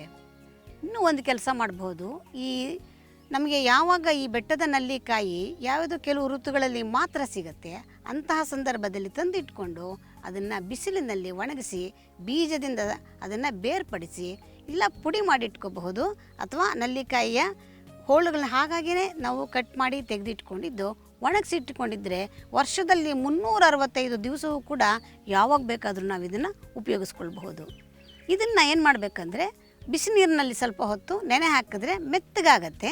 ಅದನ್ನು ಚೆನ್ನಾಗಿ ಕಿವುಚಿ ಅದನ್ನು ಶೋಧಿಸಿ ಅದಕ್ಕೆ ಸ್ವಲ್ಪ ಜೇನಿನ ಮಿಶ್ರಣವನ್ನು ಮಾಡಿ ಸೇವನೆ ಮಾಡ್ತಾ ಬಂದರೆ ಇದರಿಂದ ಶರೀರದಲ್ಲಿ ಇರ್ತಕ್ಕಂತಹ ಯಾವುದೇ ರೀತಿಯ ಒಂದು ಆ್ಯಸಿಡಿಟಿ ಇರ್ಬೋದು ಮತ್ತು ಆಮ್ಲಗಳು ಎಲ್ಲೆಲ್ಲೇ ಒಂದು ರೀತಿಯ ಸೇರಿದ್ರೂ ಕೂಡ ಅದೆಲ್ಲವನ್ನು ಕೂಡ ನಿರ್ಮೂಲನ ಮಾಡುತ್ತೆ. ಮತ್ತು ರಕ್ತ ಸಂಪೂರ್ಣವಾಗಿ ಶುದ್ಧಿಯಾಗತ್ತೆ. ಚರ್ಮದಲ್ಲಿ ಏನೇ ಸಮಸ್ಯೆಗಳು ಬರ್ತಾ ಇದ್ದರೂ ಕೂಡ ಅದೆಲ್ಲದಕ್ಕೂ ಕೂಡ ಇದು ತುಂಬ ಒಳ್ಳೆಯ ಒಂದು ಉಪಚಾರವಾಗುತ್ತೆ. ಹಾಗಾಗಿ ಇದನ್ನು ನಾವು ಪ್ರತಿನಿತ್ಯದಲ್ಲಿ ಕೂಡ ಬಳಸಬಹುದು. ಇಲ್ಲ ಆಗಿಂದಾಗ್ಗೆ ಈ ನಲ್ಲಿಯ ಚೂರ್ಣವಾಗಬಹುದು, ಅಥವಾ ಇವನ್ನು ಹೇಳಿದಾಗೆ ನಲ್ಲಿ ಚೆಟ್ ಅಂತ ಕರಿತೀವಿ. ಅಂದರೆ ಆ ಬೀಜವನ್ನು ಬೇರ್ಪಡಿಸಿರ್ತಕ್ಕಂತಹ ಆ ಒಂದು ಚೂರುಗಳನ್ನು ನಾವು ನೆನೆಸಿ ಕಿವುಚಿ ಉಪಯೋಗಿಸಿದ್ರೆ ಸಾಕು. ನೋಡಿ ಎಷ್ಟು ಒಳ್ಳೆಯ ಉಪಚಾರ ಇದೆ ಈ ಬೆಟ್ಟದ ನಲ್ಲಿಕಾಯಿಯಿಂದ. ಮತ್ತು ಈ ಬೆಟ್ಟದ ನಲ್ಲಿಕಾಯಿಯನ್ನು ನಾವು ಜಜ್ಜಿ ರಸವನ್ನು ತೆಗೆದಿಟ್ಕೊಂಡಿದ್ದು, ಅಂದರೆ ಹಸಿ ಇರುವಾಗಲೇ ಕಾಯನ್ನು ತಂದು ಜಜ್ಜಿ ರಸವನ್ನು ತೆಗೆದು ಆ ರಸಕ್ಕೆ ಸ್ವಲ್ಪ ಜೇನಿನ ಮಿಶ್ರಣವನ್ನು ಮಾಡಿ ಉಪಯೋಗಿಸಿದ್ದೇ ಆದರೆ ಶರೀರದಲ್ಲಿರ್ತಕ್ಕಂತಹ ಪಿತ್ತದ ಅಂಶವೂ ಕೂಡ ಕಡಿಮೆ ಆಗುತ್ತೆ. ಅಂದರೆ ವಾಯು ವಿಕಾರವನ್ನು ಹೋಗಲಾಡಿಸ್ತು, ಪಿತ್ತದ ಒಂದು ಶಮನವನ್ನು ಕೂಡ ಮಾಡ್ತು, ಮತ್ತು ಕಫವನ್ನು ಕೂಡ ಇದು ತೆಗಿತಕ್ಕಂಥ ಒಂದು ಒಳ್ಳೆಯ ಗುಣ ಈ ಬೆಟ್ಟದ ನಲ್ಲಿಕಾಯಿಗೆ ಇದ್ದೇ ಇದೆ. ಈ ಬೆಟ್ಟದ ನಲ್ಲಿಕಾಯಿಯಲ್ಲಿ ವಿಟಮಿನ್ ಸಿಯ ಅಂಶ ಯಥೇಚ್ಛವಾಗಿದೆ ಅಂತ ಹೇಳಿದೆ. ಇದು ಯಥೇಚ್ಛವಾಗಿರೋದ್ರಿಂದ ಇದರಿಂದ ಕೆಮ್ಮು, ನೆಗಡಿ, ಗಂಟಲಿನ ಸಮಸ್ಯೆ ಇದೆಲ್ಲಕ್ಕೂ ಕೂಡ ಇದು ತುಂಬಾ ಒಳ್ಳೆಯ ಒಂದು ಉಪಚಾರ. ಶ್ವಾಸಕೋಶದಲ್ಲಿ ಯಾವುದೇ ಸಮಸ್ಯೆ ಇದ್ದರೂ ಕೂಡ ಇದರ ರಸಾಯನವನ್ನು ಬಳಸೋದ್ರಿಂದ ಈ ಶ್ವಾಸಕೋಶದ ಯಾವುದೇ ರೀತಿಯ ಒಂದು ಇನ್ಫೆಕ್ಷನ್ ಇರ್ಬೋದು, ಸಮಸ್ಯೆಗಳಿರಬಹುದು, ಅದು ಅದರಿಂದ ಕಡಿಮೆ ಆಗುತ್ತೆ. ಈ ಬೆಟ್ಟದ ನಲ್ಲಿಕಾಯಿ ಪ್ರತಿಯೊಬ್ಬ ಮನುಷ್ಯನಿಗೂ ಕೂಡ ಎಲ್ಲ ರೀತಿಯಲ್ಲೂ ಕೂಡ ಉಪಯೋಗ. ಯಾಕೆಂದರೆ ಮನುಷ್ಯನಿಗೆ ಎಲ್ಲರೂ ಕೂಡ ಸಂಪೂರ್ಣವಾಗಿ ಆರೋಗ್ಯವಂತರಾಗೇ ಇರ್ತಾರೆ ಅಂತ ನಾವು ಹೇಳೋದಕ್ಕೆ ಸಾಧ್ಯ ಇಲ್ಲ. ಒಂದೊಂದು ದಿವಸದ ಆಹಾರ ಪದ್ಧತಿಯಲ್ಲಿ ಒಂಚೂರು ಬದಲಾವಣೆ ಆದರೂ ಕೂಡ ಮಾರನೇ ದಿವಸಕ್ಕೆ ಯಾರಿಗೋ ಮನೆಯಲ್ಲಿ ಹೊಟ್ಟೆ ನೋವು ಬರುತ್ತೆ, ಯಾರಿಗೋ ಸ್ವಲ್ಪ ಹೊಟ್ಟೆ ತೊಳಸೋ ರೀತಿ ಆಗುತ್ತೆ, ಇನ್ಯಾರಿಗೋ ವಾಕರಿಕೆ ಬಂದಾಗ ಆಗ್ತಾ ಇರುತ್ತೆ, ಇನ್ನೊಬ್ಬರು ಯಾರಿಗೋ ಕೆಮ್ಮು ಬಂದಾಗ ಆಗ್ತಾ ಇರುತ್ತೆ. ನೋಡಿ ಎಲ್ಲದಕ್ಕೂ ಕೂಡ ಒಂದೇ ಉಪಚಾರ, ಅದು ಬೆಟ್ಟದ ನಲ್ಲಿಕಾಯಿ. ಇದಕ್ಕೆ ನೀವು ಮನೇಲಿ ಮಾಡಬೇಕಾಗಿರೋದು ಇಷ್ಟೇನೆ. ಇವಾಗ ನಮಗೆ 365 ದಿವಸನೂ ಕೂಡ ಬೆಟ್ಟದ ನಲ್ಲಿಕಾಯಿ ಬೇಕು ಅಂದಾಗ ಸಿಕ್ಕಲ್ಲ. ಅದು ಸಿಕ್ಕಿದಾಗ ಯಥೇಚ್ಛವಾಗಿ ಬೆಟ್ಟದ ನಲ್ಲಿಕಾಯಿಯನ್ನು ತಂದು ಚೆನ್ನಾಗಿ ತೊಳೆದ್ಬಿಟ್ಟು ಸ್ವಲ್ಪ ಒರೆಸ್ಬೇಕು. ನೀರಿನ ಅಂಶ ಇಲ್ಲದೇ ಇರೋ ರೀತಿಯಲ್ಲಿ ಒರೆಸಿ ಚೆನ್ನಾಗಿ ಜಜ್ಜಿ ರಸವನ್ನು ತೆಗೆದುಕೊಳ್ಳೋದು. ಆ ತೆಗೆದಂತಹ ರಸವನ್ನು ಶೋಧಿಸಿ ಇಟ್ಕೊಳ್ಳೋದು. ಕೆಂಪು ಕಲ್ಲು ಸಕ್ಕರೆಯನ್ನು ತಂದು ಸ್ವಲ್ಪ ಪುಡಿ ಮಾಡಿ ಎಳೆಯ ಪಾಕದ ರೀತಿಯಲ್ಲಿ ಒಲೆ ಮೇಲಿಟ್ಟು ಅದನ್ನು ಪಾಕ ತೆಗೆದುಕೊಳ್ಳೋದು. ಆ ತೆಗೆದುಕೊಂಡಂತಹ ಕಲ್ಲು ಸಕ್ಕರೆಯ ಪಾಕಕ್ಕೆ ಈ ಬೆಟ್ಟದ ನಲ್ಲಿಕಾಯಿಯ ರಸವನ್ನು ನಾವಾಗಲೇ ಶೋಧಿಸಿ ರೆಡಿ ಮಾಡಿಟ್ಕೊಂಡಿರೋದನ್ನು ಮಿಶ್ರಣ ಮಾಡಿ ಸ್ವಲ್ಪ ಏಲಕ್ಕಿ ಪುಡಿಯನ್ನು ಹಾಕಿ ಅದಕ್ಕೆ ನಾವು ಅದನ್ನು ಶೀಶೆಗಳಲ್ಲಿ ಅದನ್ನು ಜೋಪಾನ ಮಾಡಿ ಇಟ್ಕೊಳ್ಬಹುದು. ಇದು ವರ್ಷ ಪೂರ್ತಿ ನಮಗೆ ಒಂದು ರೀತಿಯ ಒಂದು ಶರಬತ್ ರೀತಿಯಲ್ಲಿ ನಾವು ಬಳಸ್ಕೊಳ್ಬಹುದು. ಇದನ್ನು ಪ್ರತಿನಿತ್ಯದಲ್ಲಿ ರಾತ್ರಿ ಮಲಗುವಾಗ 1 ಚಮಚದಷ್ಟು ಈ ಒಂದು ಬೆಟ್ಟದ ನಲ್ಲಿಕಾಯಿಯ ಶರಬತ್ತನ್ನು ಸ್ವಲ್ಪ ನೀರಿಗೆ ಮಿಶ್ರಣ ಮಾಡಿಕೊಂಡು ಕುಡಿದದ್ದೇ ಆದರೆ ನಾವು ಬೆಳಗ್ಗೆಯಿಂದ ಸಾಯಂಕಾಲದ ತನಕ ಏನೇನೆಲ್ಲ ಆಹಾರವನ್ನು ಸೇವನೆ ಮಾಡಿದ್ದೀವಿ, ಅದು ಯಾವ್ಯಾವ ರೀತಿಯಲ್ಲಿ ಅದರಲ್ಲಿ ನಮಗೆ ಎಷ್ಟೋ ಆಮ್ಲಗಳು ಸೇರಿರುತ್ತೆ, ವಿಜಾತಿಯ ದ್ರವ್ಯಗಳು ಸೇರಿರುತ್ತೆ, ಜೊತೆಗೆ ನಾವು ತೆಗೆದುಕೊಂಡಂತಹ ಆಹಾರದಲ್ಲಿ ಜಿಡ್ಡಿನ ಅಂಶ ಸೇರಿರುತ್ತೆ. ಇದೆಲ್ಲದರಿಂದ ಆಗಬಹುದಾದಂತಹ ದುಷ್ಪರಿಣಾಮಗಳೇನಿದೆ ಅದೆಲ್ಲವನ್ನು ಕೂಡ ರಾತ್ರಿ ಮಲಗುವಾಗ ತೆಗೆದುಕೊಳ್ತಕ್ಕಂತಹ ಈ ಬೆಟ್ಟದ ನಲ್ಲಿಕಾಯಿಯ ಶರಬತ್ತು ಅದೆಲ್ಲವನ್ನು ಸರಿಪಡಿಸುತ್ತೆ. ಅದೊಂದು ವಿಶೇಷವಾದ ಗುಣ ಈ ಬೆಟ್ಟದ ನಲ್ಲಿಕಾಯಿಗಿದೆ. ಅದು ರಕ್ತದಲ್ಲಿ ಏನು ದೋಷದ ಅಂಶ ಇದೆ ಮತ್ತು ನಾವು ಒಳ್ಳೆಯ ಆಹಾರ ಏನು ತೊಗೊಂಡಿದ್ದೀವಿ ಅದೆರಡನ್ನು ಬೇರ್ಪಡಿಸಿ ನಮಗೆ ಒಳ್ಳೆಯ ಶುದ್ಧ ರಕ್ತವನ್ನು ಮಾತ್ರ ಪೋಷಣೆಯನ್ನು ಮಾಡ್ತಕ್ಕಂತಹ ವಿಶೇಷವಾದ ಗುಣ ಈ ಬೆಟ್ಟದ ನೆಲ್ಲಿಕಾಯಿಯಲ್ಲಿ ಮಾತ್ರ ನಮಗೆ ಸಿಗ್ತಕ್ಕಂಥದ್ದು. ಹಾಗಾಗಿ ಇದನ್ನು ಪ್ರತಿನಿತ್ಯದಲ್ಲಿ ಸೇವನೆ ಮಾಡೋದು ತುಂಬಾ ಒಳ್ಳೆಯದು. ಆರೋಗ್ಯವಂತರಾಗಿದ್ರೂ ಕೂಡ ದಿನನಿತ್ಯದಲ್ಲಿ ಸೇವನೆ ಮಾಡ್ತಾ ಇದ್ದರೆ ಮುಂದೊಂದು ದಿನ ಅನಾರೋಗ್ಯ ಪರಿಸ್ಥಿತಿಗೆ ಬರೋಕ್ಕೆ ಅವಕಾಶ ಆಗೋದಿಲ್ಲ. ಅಷ್ಟೇ ಅಲ್ಲ, ಈ ಬಿಸಿಲು ಕಾಲದಲ್ಲಿ ಇದನ್ನು ನಾವು ಬೇರೆ ಶರಬತ್ತುಗಳ ರೀತಿಯಲ್ಲೇ ಇದನ್ನು ಬಳಕೆ ಮಾಡೋದ್ರಿಂದ ಈ ಬಿಸಿಲಿನ ತಾಪದಿಂದ ಉಂಟಾಗುವಂತಹ ಒಂದು ಆಮ್ಲಶಂಕೆ ಇರ್ಬೋದು, ಅತಿಸಾರ ಇರ್ಬೋದು, ಇದೆಲ್ಲದಕ್ಕೂ ಕೂಡ ಇದು ಒಂದು ಒಳ್ಳೆಯ ಉಪಚಾರವಾಗುತ್ತೆ. ನೋಡಿ, ಹೀಗೆ ಇನ್ನೂ ಬೆಟ್ಟದ ನೆಲ್ಲಿಕಾಯಿ ಬಗ್ಗೆ ಬೇಕಾದಷ್ಟು ವಿಷಯಗಳಿದೆ. ಅದನ್ನು ಮತ್ತೆ ಹೇಳ್ತೀನಿ ಪುಟ್ಟ ವಿರಾಮದ ನಂತರ.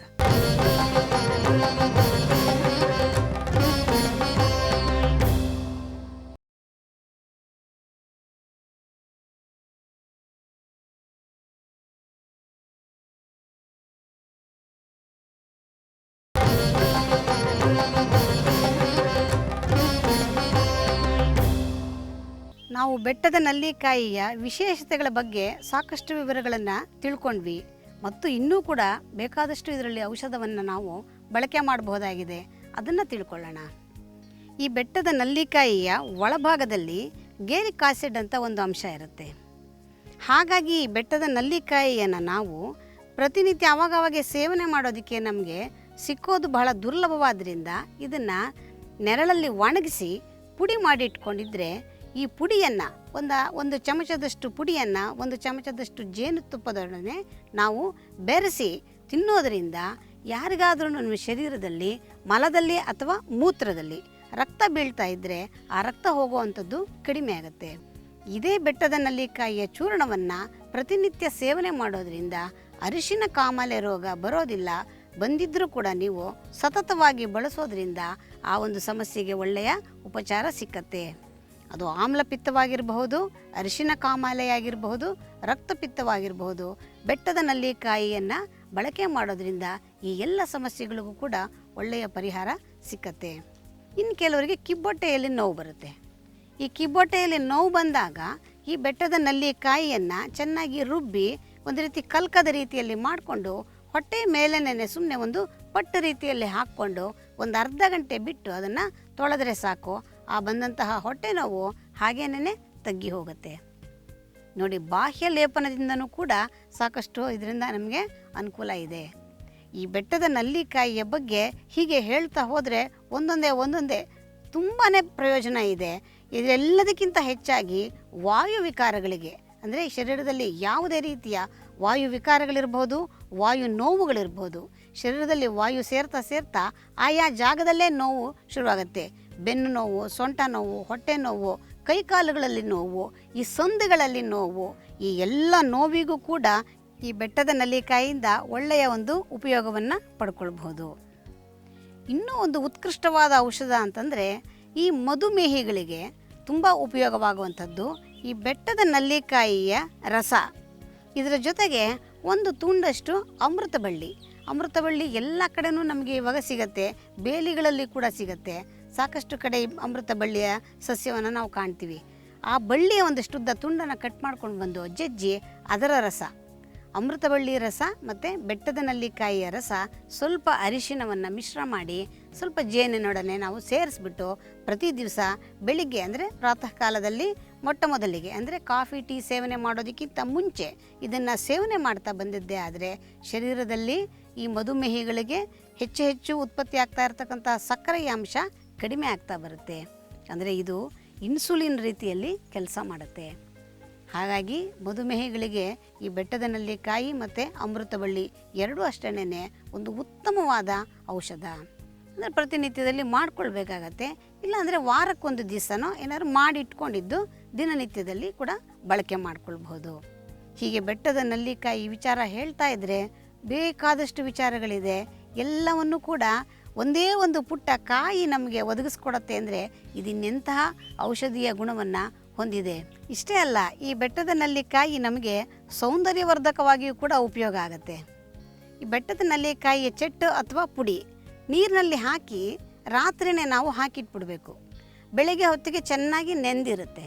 ಅದನ್ನು ನಾವು ಬೆಳಗ್ಗೆ ಎದ್ದು ಚೆನ್ನಾಗಿ ಕಿವುಚಿಬಿಟ್ಟು ಆ ರಸವನ್ನು ತಲೆಗೆ ಚೆನ್ನಾಗಿ ಹಚ್ಚಿ ಒಂದು ಅರ್ಧ ಗಂಟೆ ಬಿಟ್ಟು ಸ್ನಾನವನ್ನು ಮಾಡೋದ್ರಿಂದ ತಲೆಯಲ್ಲಿ ಕೂದಲು ಸೊಂಪಾಗಿ ಬೆಳೆಯುತ್ತೆ.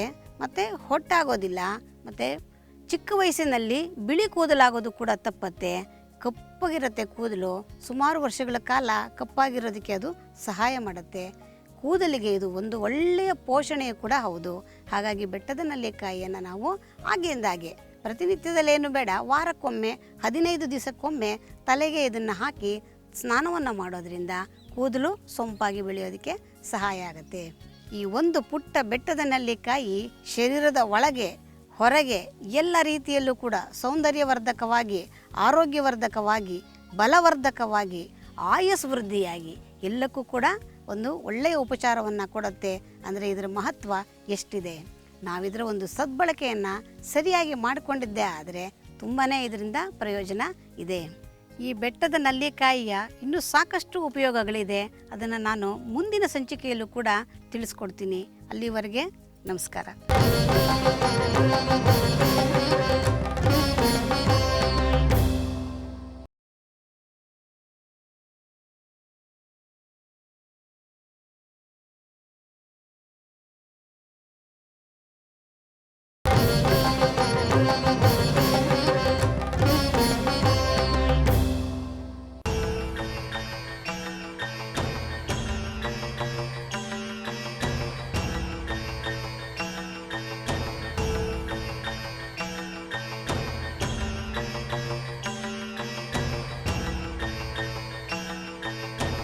ಓಂ ಶ್ರೀ ಮುಕ್ತಿನಾಗಾಯ ನಮಃ.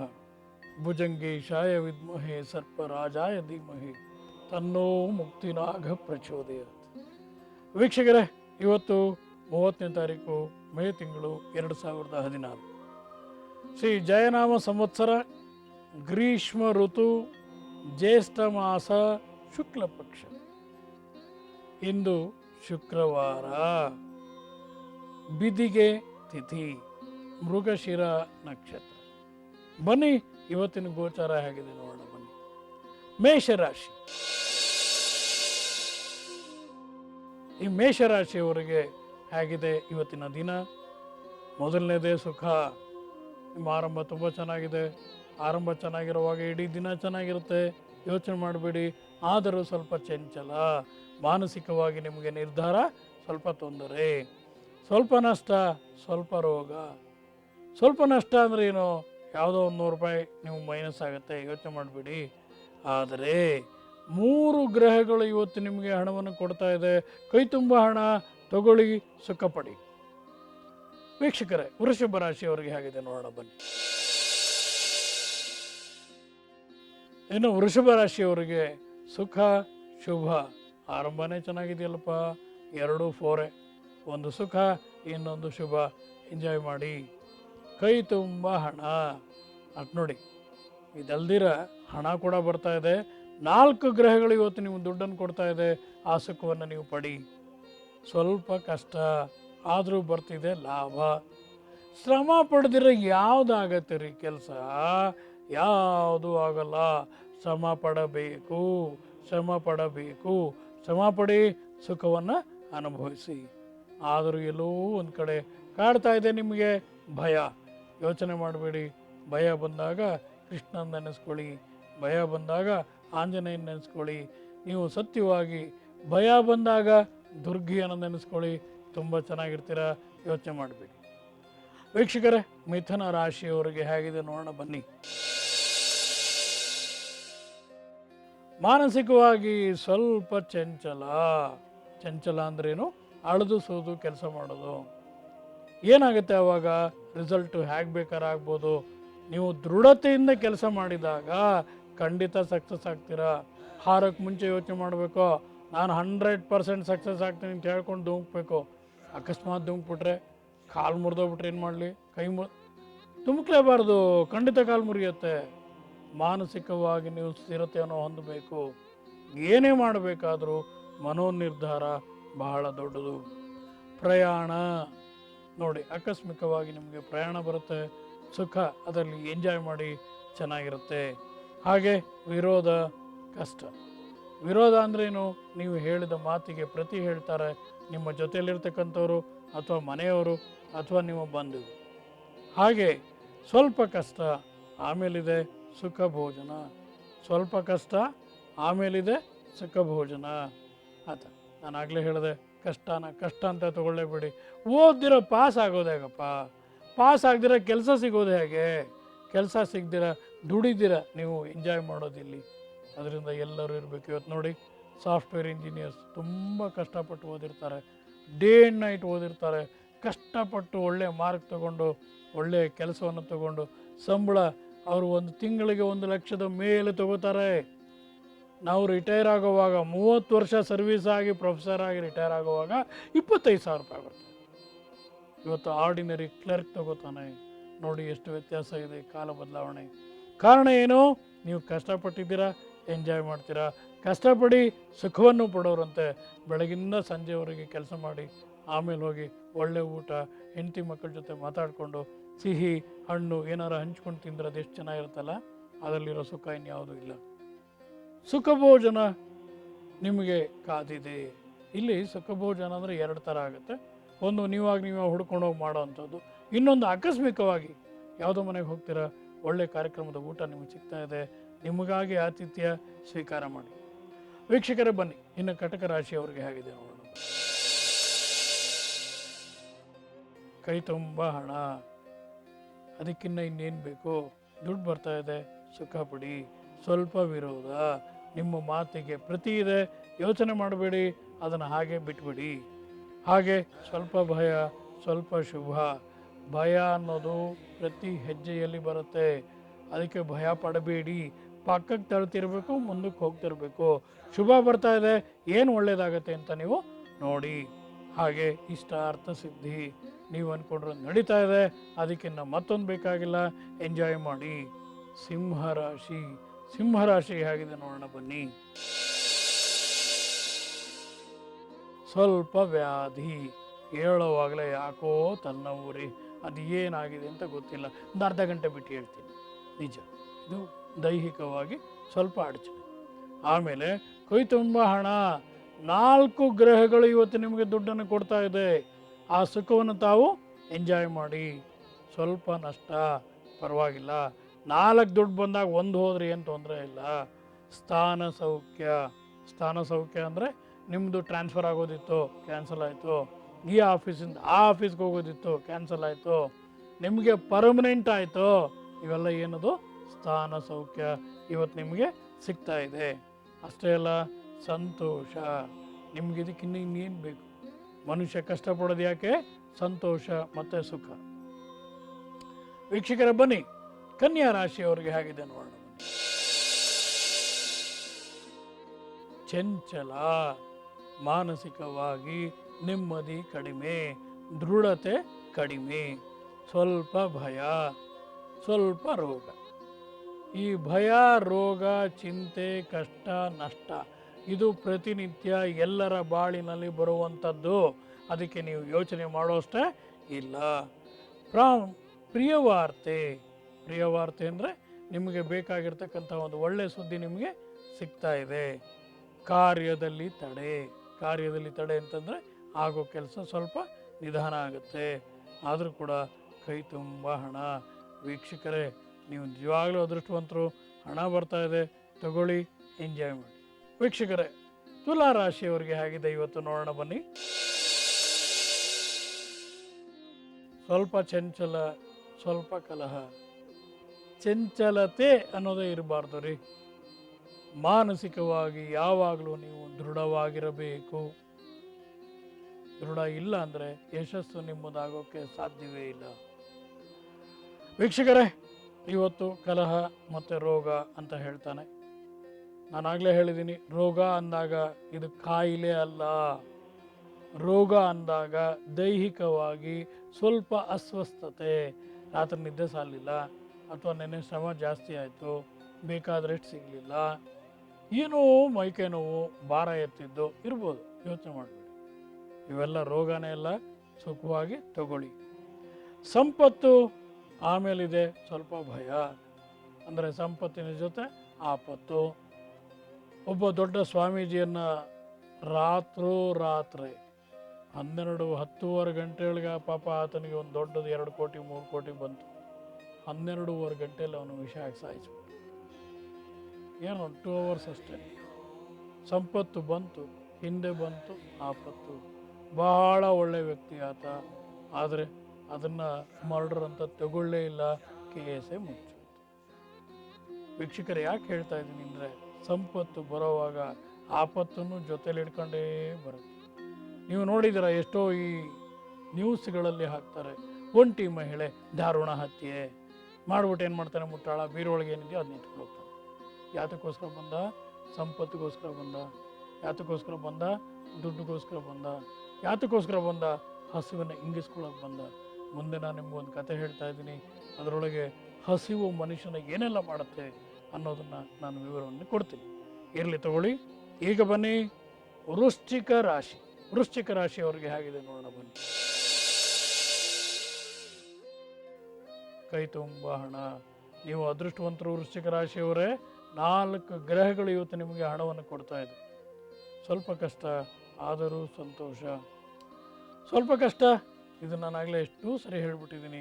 ಶ್ರಮ ಪಡಿ, ಸುಖ ಪಡ್ತೀರಾ. ಸಂತೋಷ, ಕಷ್ಟಪಟ್ಟು ಸಂಪಾದನೆ ಮಾಡಿ ದುಡ್ಡು ಕೈಗೆ ಬಂದರೆ ಎಷ್ಟು ಸಂತೋಷ ಆಗುತ್ತಲ್ವ, ಆ ಸಂತೋಷ ನೀವು ಅನುಭವಿಸಿ. ಸ್ತ್ರೀ ಸೌಖ್ಯ ಅಂದರೆ ನಿನ್ನ ತಾಯಿ ಇರ್ಬೋದು, ನಿನ್ನ ತಂಗಿಯರಿರ್ಬೋದು, ಹೆಂಡತಿ ಇರ್ಬೋದು, ಅವರೆಲ್ಲ ಚೆನ್ನಾಗಿದ್ದಾರೆ ಎಂದಾಗ ನೀವು ಚೆನ್ನಾಗಿರ್ತೀರ. ಅವರೊಂಚೂರು ವ್ಯತ್ಯಾಸ ಆಗಿಬಿಟ್ರೆ ನೀವು ಕೂಡ ವ್ಯತ್ಯಾಸ. ಬನ್ನಿ ವೀಕ್ಷಕರೇ, ಧನುಸ್ಸು ರಾಶಿಯವರಿಗೆ ಹೇಗಿದೆ ನೋಡೋಣ. ಬಂಧು ಸೌಖ್ಯ. ಇವತ್ತು ನಿಮ್ಮ ಎಲ್ಲ ಆತ್ಮೀಯರು ಚೆನ್ನಾಗಿದ್ದಾರೆ, ಸಂಬಂಧಿಗಳು ಚೆನ್ನಾಗಿದ್ದಾರೆ, ಹಾಗಂದ್ರೆ ನೀವು ಚೆನ್ನಾಗಿದ್ದೀರಾ ಅಂತ ಅರ್ಥ. ಸ್ತ್ರೀ ಸೌಖ್ಯ. ನಿಮ್ಮ ತಾಯಿ, ನಿಮ್ಮ ಒಡಹುಟ್ಟಿದವರು, ನಿಮ್ಮ ಮನೆಯವರು ಚೆನ್ನಾಗಿದ್ದಾರೆ. ಸ್ವಲ್ಪ ವಿರೋಧ, ಇದು ಇಲ್ಲದೆ ಇರೋ ದಿನವೇ ಇಲ್ಲ ರೀ. ಯಾರಾದರೂ ಏನಾರ ಹೇಳಿ, ಮನೆಯವರು ಆತ್ಮೀಯರು ಅದನ್ನು ಇಲ್ಲ ಅಂತ ಹೇಳುವಂಥದ್ದು ಸಹಜ. ಕೈ ತುಂಬ ಹಣ. 2 ಗ್ರಹಗಳು ಇವತ್ತು ನಿಮಗೆ ಹಣವನ್ನು ಕೊಡ್ತಾ ಇದೆ, ಸ್ವೀಕಾರ ಮಾಡಿ. ಬನ್ನಿ ಮಕರ ರಾಶಿಯವರಿಗೆ ಹೇಗಿದೆ ನೋಡೋಣ. ಮಕರ ರಾಶಿಯವರು ಕೂಡ ನಮ್ಮ ಧನುಸ್ಸು ರಾಶಿಯವರ ಹಾಗೆ ಬಂಧು ಸೌಖ್ಯ. ಅಂದರೆ ಇವತ್ತು ಅವ್ರಿಗೂ ತಲೆನೋವಿಲ್ಲ, ಇವ್ರಿಗೂ ತಲೆನೋವಿಲ್ಲ, ಸುಖವಾಗಿರಬಹುದು. ಸ್ವಲ್ಪ ವಿರೋಧ, ಅದರಿಂದ ಕಾರ್ಯ ವಿಘ್ನ. ಏನಾರ ಕೆಲಸ ಮಾಡೋಕ್ಕೆ ಅಂತ ಹೊರಡ್ತೀವಿ, ಯಾರಾದರೂ ಒಂಚೂರು ತಡೆ ಹಾಕಿಬಿಟ್ರೆ ಮುಂದಕ್ಕೆ ಹೋಗಕ್ಕೆ ಮನಸ್ಸೇ ಬರಲ್ಲ. ಮಾಡೋ ಕೆಲಸ ನಿಲ್ಲಿಸ್ಬಿಟ್ಟು ಹೊರಟಾಗ್ತಿರೋದೆ. ಕೆಲವು ಸರಿ ಹಾಗಾಗತ್ತೆ, ಹಾಗಾಗಬಾರ್ದು. ಯೋಚನೆ ಮಾಡಬೇಡಿ. ಕೈ ತುಂಬ ಹಣ, ಜೊತೆಲೇ ಸ್ವಲ್ಪ ರೋಗ. ಕೈ ತುಂಬ ಹಣ, ಇನ್ನೇನು ಬೇಕಪ್ಪ, ದುಡ್ಡು ತಗೊಳ್ಳಿ, ಎಂಜಾಯ್ ಮಾಡಿ. ತಲೆನೋವು ಬಂತ, ಒಂದು ಅನಾಸಿನ್ ತಗೊಳ್ಳಿ, ಸಿಂಪಲ್. ಬನ್ನಿ ಕುಂಭರಾಶಿಯವರಿಗೆ ಆಗಿದೆ ನೋಡೋಣ ಬನ್ನಿ. ಸ್ವಲ್ಪ ಸುಖ, ಕೈ ತುಂಬ ಹಣ. ಕುಂಭ ಅಂದಾಗ ಶನಿ, ಶನಿ ಎಂದಾಗ ದುಡ್ಡು ಕಾಸು ತಾನೇ ಬರುತ್ತೆ. ನೀವು ನಂಬಿ ಅವನಿಗೆ ನಮಸ್ಕಾರ ಮಾಡಬೇಕು. ಶನೇಶ್ವರ ನಿನಗೆ ನಮಸ್ಕಾರ, ಶನೇಶ್ವರ ನಿಮಗೆ ನಮಸ್ಕಾರ. ಯಾಕಾಗಲ್ಲ? 7 ಸರಿ ಹೇಳಿದ್ರೆ ಸಾಕು, ನಿಮ್ಮ ಜೀವನ ಚೆನ್ನಾಗಿರುತ್ತೆ.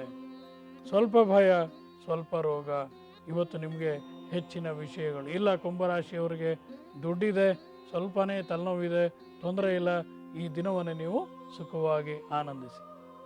ಮೀನ ರಾಶಿಯವರಿಗೆ ಹೇಗಿದೆ ನೋಡೋಣ ಬನ್ನಿ. ಕೈ ತುಂಬ ಹಣ. ಅವರಿಗೆ ಓಪನಿಂಗ್ಗೆ ಸಿಕ್ಸರು. 3 ಗ್ರಹಗಳಿಂದ ದುಡ್ಡು ಬರ್ತಾ ಇದೆ, ಎಂಜಾಯ್ ಮಾಡಿ. ಸ್ವಲ್ಪ ಭಯ, ಸ್ವಲ್ಪ ಶುಭ. ಭಯ ಅನ್ನೋದನ್ನು ಕಣ್ಣು ಮುಚ್ಚಿಕೊಂಡು ಬಿಟ್ಬಿಡಿ ಆ ಕಡೆ. ಹಾಗೆ ಜ್ಞಾನ ವೃದ್ಧಿ.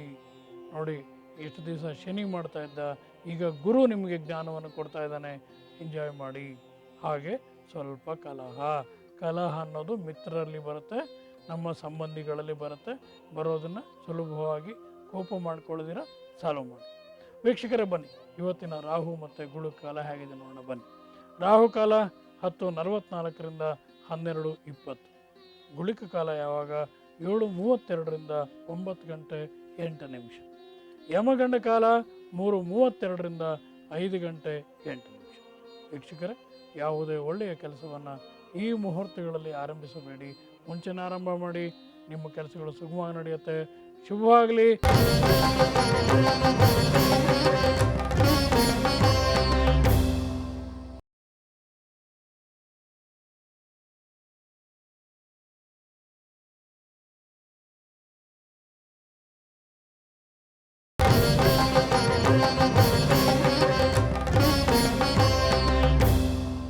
ವೀಕ್ಷಕರೇ, ನಿಮಗೊಂದು ಸಣ್ಣ ಕತೆ. ದುರಾಸೆ. ಮನುಷ್ಯನಿಗೆ ಆಸೆ ಇರಬೇಕು, ದುರಾಸೆ ಇರಬಾರದು. ಅತಿ ಆಸೆ ಗತಿ ಕೇಡು.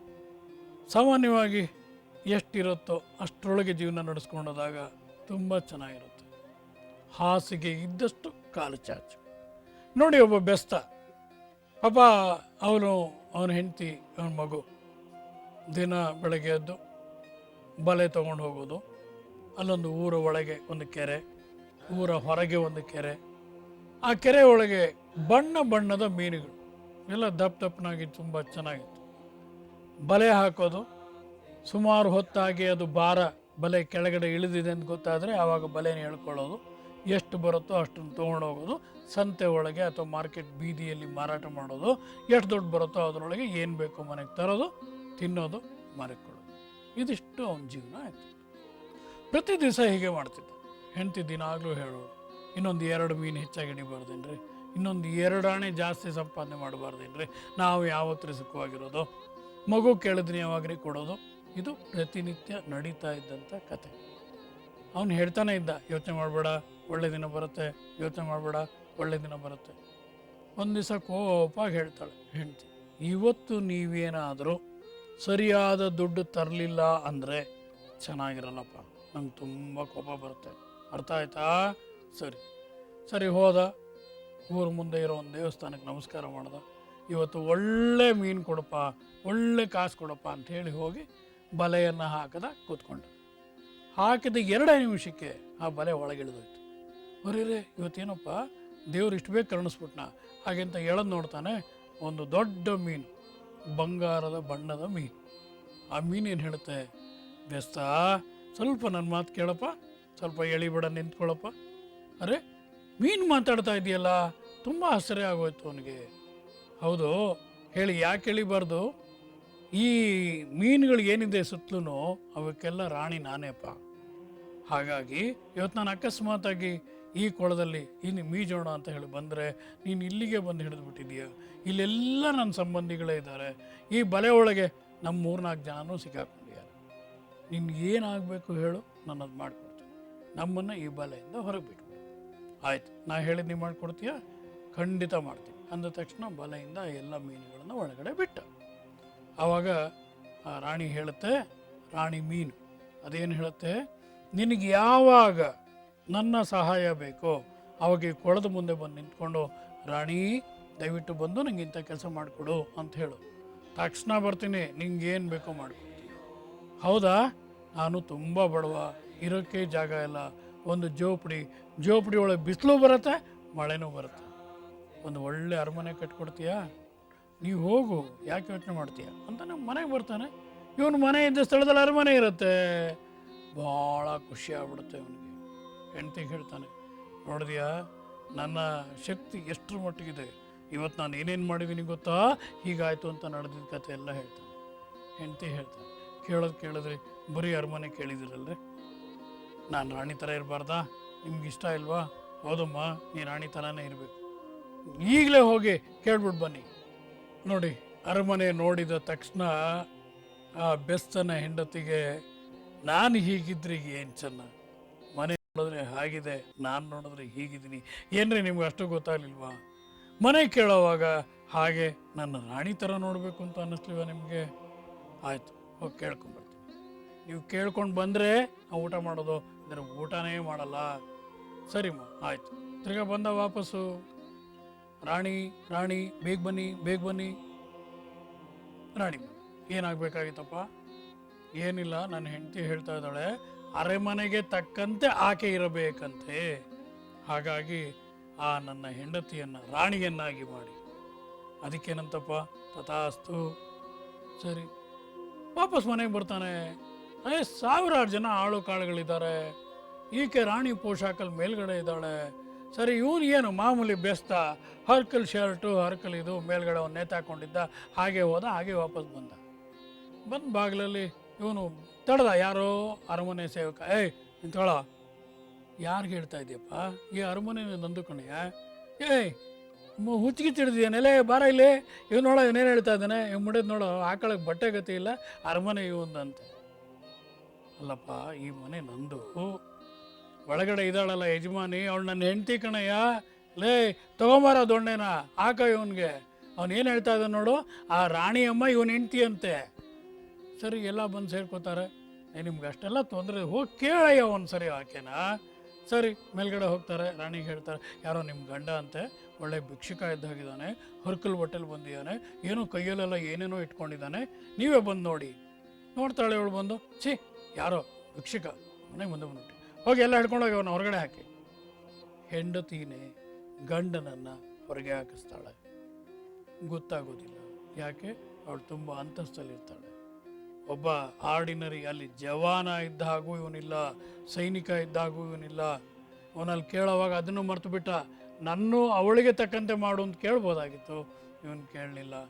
ನೋಡಿ ಆಮೇಲೆ ಏನಾಯಿತು, ಇಡೀ ರಾತ್ರಿ ಒಂದು ಮರದ ಕೆಳಗೆ ಕೂತ್ಕೊಂಡು ಅಳ್ತಾ ಕೂತಿದ್ದ. ಎಂಥ ಅನ್ಯಾಯ ಆಗೋಯ್ತು. ಆರಾಮವಾಗಿ 2 ಮೀನೋ 1 ಮೀನೋ ಹಿಡಿದುಬಿಟ್ಟು ಬಂದಿದ್ದ ದುಡ್ಡಲ್ಲಿ ನಾವಿಬ್ಬರೂ ಗಂಜಿ ಕುಡ್ಕೊಂಡು ನಗ್ನಗ್ತಾ, ಅವಳ ಹತ್ರ ನಾನು, ನನ್ನ ಹತ್ರ ಅವಳು ನಗ್ನಕ್ಕೊಂಡು ಮಾತಾಡ್ಕೊಂಡಿದ್ವಿ. ಇವತ್ತು ನೀನು ಗಂಡನೇ ಎಲ್ಲ ಅಂದ್ಬಿಟ್ಲು ಅವಳು, ನೀನು ಅವಳಿಗೆ ಯಾವ ರೀತಿ ಸಂಬಂಧವೇ ಇಲ್ಲ ಅಂದ್ಬಿಟ್ರು ಸೈನಿಕರು. ಬೀದಿಲಿ ಬಂದ್ಬಿಟ್ನಲ್ಲ ನಾನು, ಅರಮನೆಗಿದ್ದು ನಾನು ಬೀದಿಲಿ, ಅವಳ ಅರಮನೆಯಲ್ಲಿ. ದೇವರೇ ಎಂಥ ತಪ್ಪು ಮಾಡಿಬಿಟ್ಟೆ. ಇಡೀ ರಾತ್ರಿ ಕಣ್ಣೀರು ಹಾಕೊಂಡು ಹತ್ತು ಬೆಳಗ್ಗೆ ಬರ್ತಾನೆ, ತಿರ್ಗಾ ಕೊಳೆ ಹತ್ರದ್ದು ಬರ್ತಾನೆ. ಕೊಳೆ ಹತ್ರ ಬಂದಾಗ ರಾಣಿ ಮೀನು ಏನು ಹೇಳ್ತಾಳೆ ಅಂದರೆ, ತಿರ್ಗಾ ನೀನು ಬರಬೇಡ, ತಿರ್ಗಾ ನೀನು ಬರಬೇಡ, ತಿರ್ಗಾ ನೀನು ಕೇಳಬೇಡ, ನಿನ್ನ ಆಸೆ ಜಾಸ್ತಿ ಆಯಿತು. ಮತ್ತೆ ಬರ್ತಾನೆ, ಬಂದು ಹೇಳ್ತಾನೆ, ರಾಣಿ ರಾಣಿ ದಯವಿಟ್ಟು ಬನ್ನಿ, ದಯವಿಟ್ಟು ಬನ್ನಿ. ತಿರ್ಗಾ ಬಂದೆ, ದಯವಿಟ್ಟು ನೀವೇನು ಕೊಟ್ಟಿದ್ದೀರೋ ಆ ವರ ಎಲ್ಲ ವಾಪಸ್ ತೊಗೊಂಡ್ರಿ. ಅವಳಿಗೆ ಆಶ್ಚರ್ಯ ಆಗುತ್ತೆ. ಅಲ್ಲಪ್ಪ, ನೀನು ಚೆನ್ನಾಗಿರೋಕೆ ಆಸೆ ಇಲ್ವೇನೋ? ಎಂಥ ಚೆನ್ನಾಗಿರೋದಮ್ಮ, ಅರಮನೆ ಮಾಡಿದೆ, ನನ್ನ ಹೆಂಡ್ತಿನ ರಾಣಿ ಮಾಡಿದೆ. ನನಗೇನು ಮಾಡಿದ್ರು ರಾಣಿ, ಕುತ್ತಿಗೆ ಹಿಡಿದು ನಾನು ಹೊರಗಡೆ ಹಾಕ್ಬಿಟ್ಟು, ಇನ್ನು ಬೇಡ, ಆಸೆನೂ ಬೇಡ, ಈ ಆಸೆನೂ ಬೇಡ, ದಯವಿಟ್ಟು ನಾನು ಬಿಟ್ಬಿಟ್ಟು ಮೊದಲಾಗಿರೋಕ್ಕಂತ ಅವಕಾಶ ಮಾಡಿಕೊಡಿ. ದಿನಾಗಲೂ 2 ಮೀನು ಸಿಕ್ಕರು ಸಾಕು ನನಗೆ. ಆಯಿತು ಹೋಗು. ಸರಿ, ಅರಮನೆ ಮಾಯ, ಎಲ್ಲ ಮಾಯ. ಹಳೆ ಗುಡಿಸ್ಲು ಹಾಗೆ ಇತ್ತು, ಇವಳು ಹೆಂಡತಿ ಮಾಮೂಲಿ ಹಿಟ್ಟಿಂಗ್ ಅಂದ್ಕೊಂಡೇ ಕೂತಿದ್ದು. ಒಳಗಡೆ ಬಂದ, ಏನೇ ಹೀಗೆ ಮಾಡಿಬಿಟ್ಟಿಲ್ಲೇ, ಮಾಡ್ಬೋದಾಗಿತ್ತೇನೆ, ನಾನು ನಿನ್ನ ಗಂಡ ಅಲ್ವೇನೆ? ಹೌದ್ರಿ, ಯಾರು ಇಲ್ಲ ಅಂದವರು. ನಿನ್ನೆ ಇದೇ ಬಾಯಿಲ್ ಅಂದಿಲ್ಲಮ್ಮ ನೀನು, ಇದೇ ಬಾಯಿಲ್ ನಾನು ಹೊರಗಡೆ ಹಾಕೋದಿಲ್ಲಮ್ಮ. ಸೈನಿಕರೆಲ್ಲ ಕುತ್ತಿಗೆ ಹಿಡಿದು ದಬ್ಬವಾಗಿ ಏನಮ್ಮ ಮಾಡ್ತಾ ಇದ್ದೆ ನೀನು? ಹೌದು ರೀ, ಗೊತ್ತಾಗಲಿಲ್ಲ. ನೋಡು, ನಿನ್ನಿಂದ ಅರಮನೆನೂ ಹೋಯ್ತು, ಸಂಪತ್ತೆಲ್ಲ ಹೋಯ್ತು, ಸುಖ ಅನ್ನೋದು ಹೊರಟೋಯ್ತು. ನೀನು ರಾಣಿಯಾಗಿದ್ದು ಬರೀ ಕನಸಾಗೋಯ್ತು. ನನ್ನ ಬೀದಿಗೆ ತಂದುಬಿಟ್ಟೆ, ಇಡೀ ರಾತ್ರಿ ಮಾತಾಡಿದ್ದೀನಿ, ಕ್ಷಮಿಸ್ಬಿಡ್ರಿ. ಅತಿ ಆಸೆ ಗತಿ ಕೇಳು. ಯಾರು ಕೂಡ ಹೆಚ್ಚಿನ ಆಸೆ ಪಡಬಾರ್ದು, ಒಂದು ಲಿಮಿಟಲ್ಲಿ ಇರಬೇಕು. ಆ ಲಿಮಿಟಲ್ಲಿ ಇದ್ದಾಗ ಮಾತ್ರ ಮನುಷ್ಯ ನೆಮ್ಮದಿಯಿಂದ ಇರೋಕ್ಕೆ ಸಾಧ್ಯ.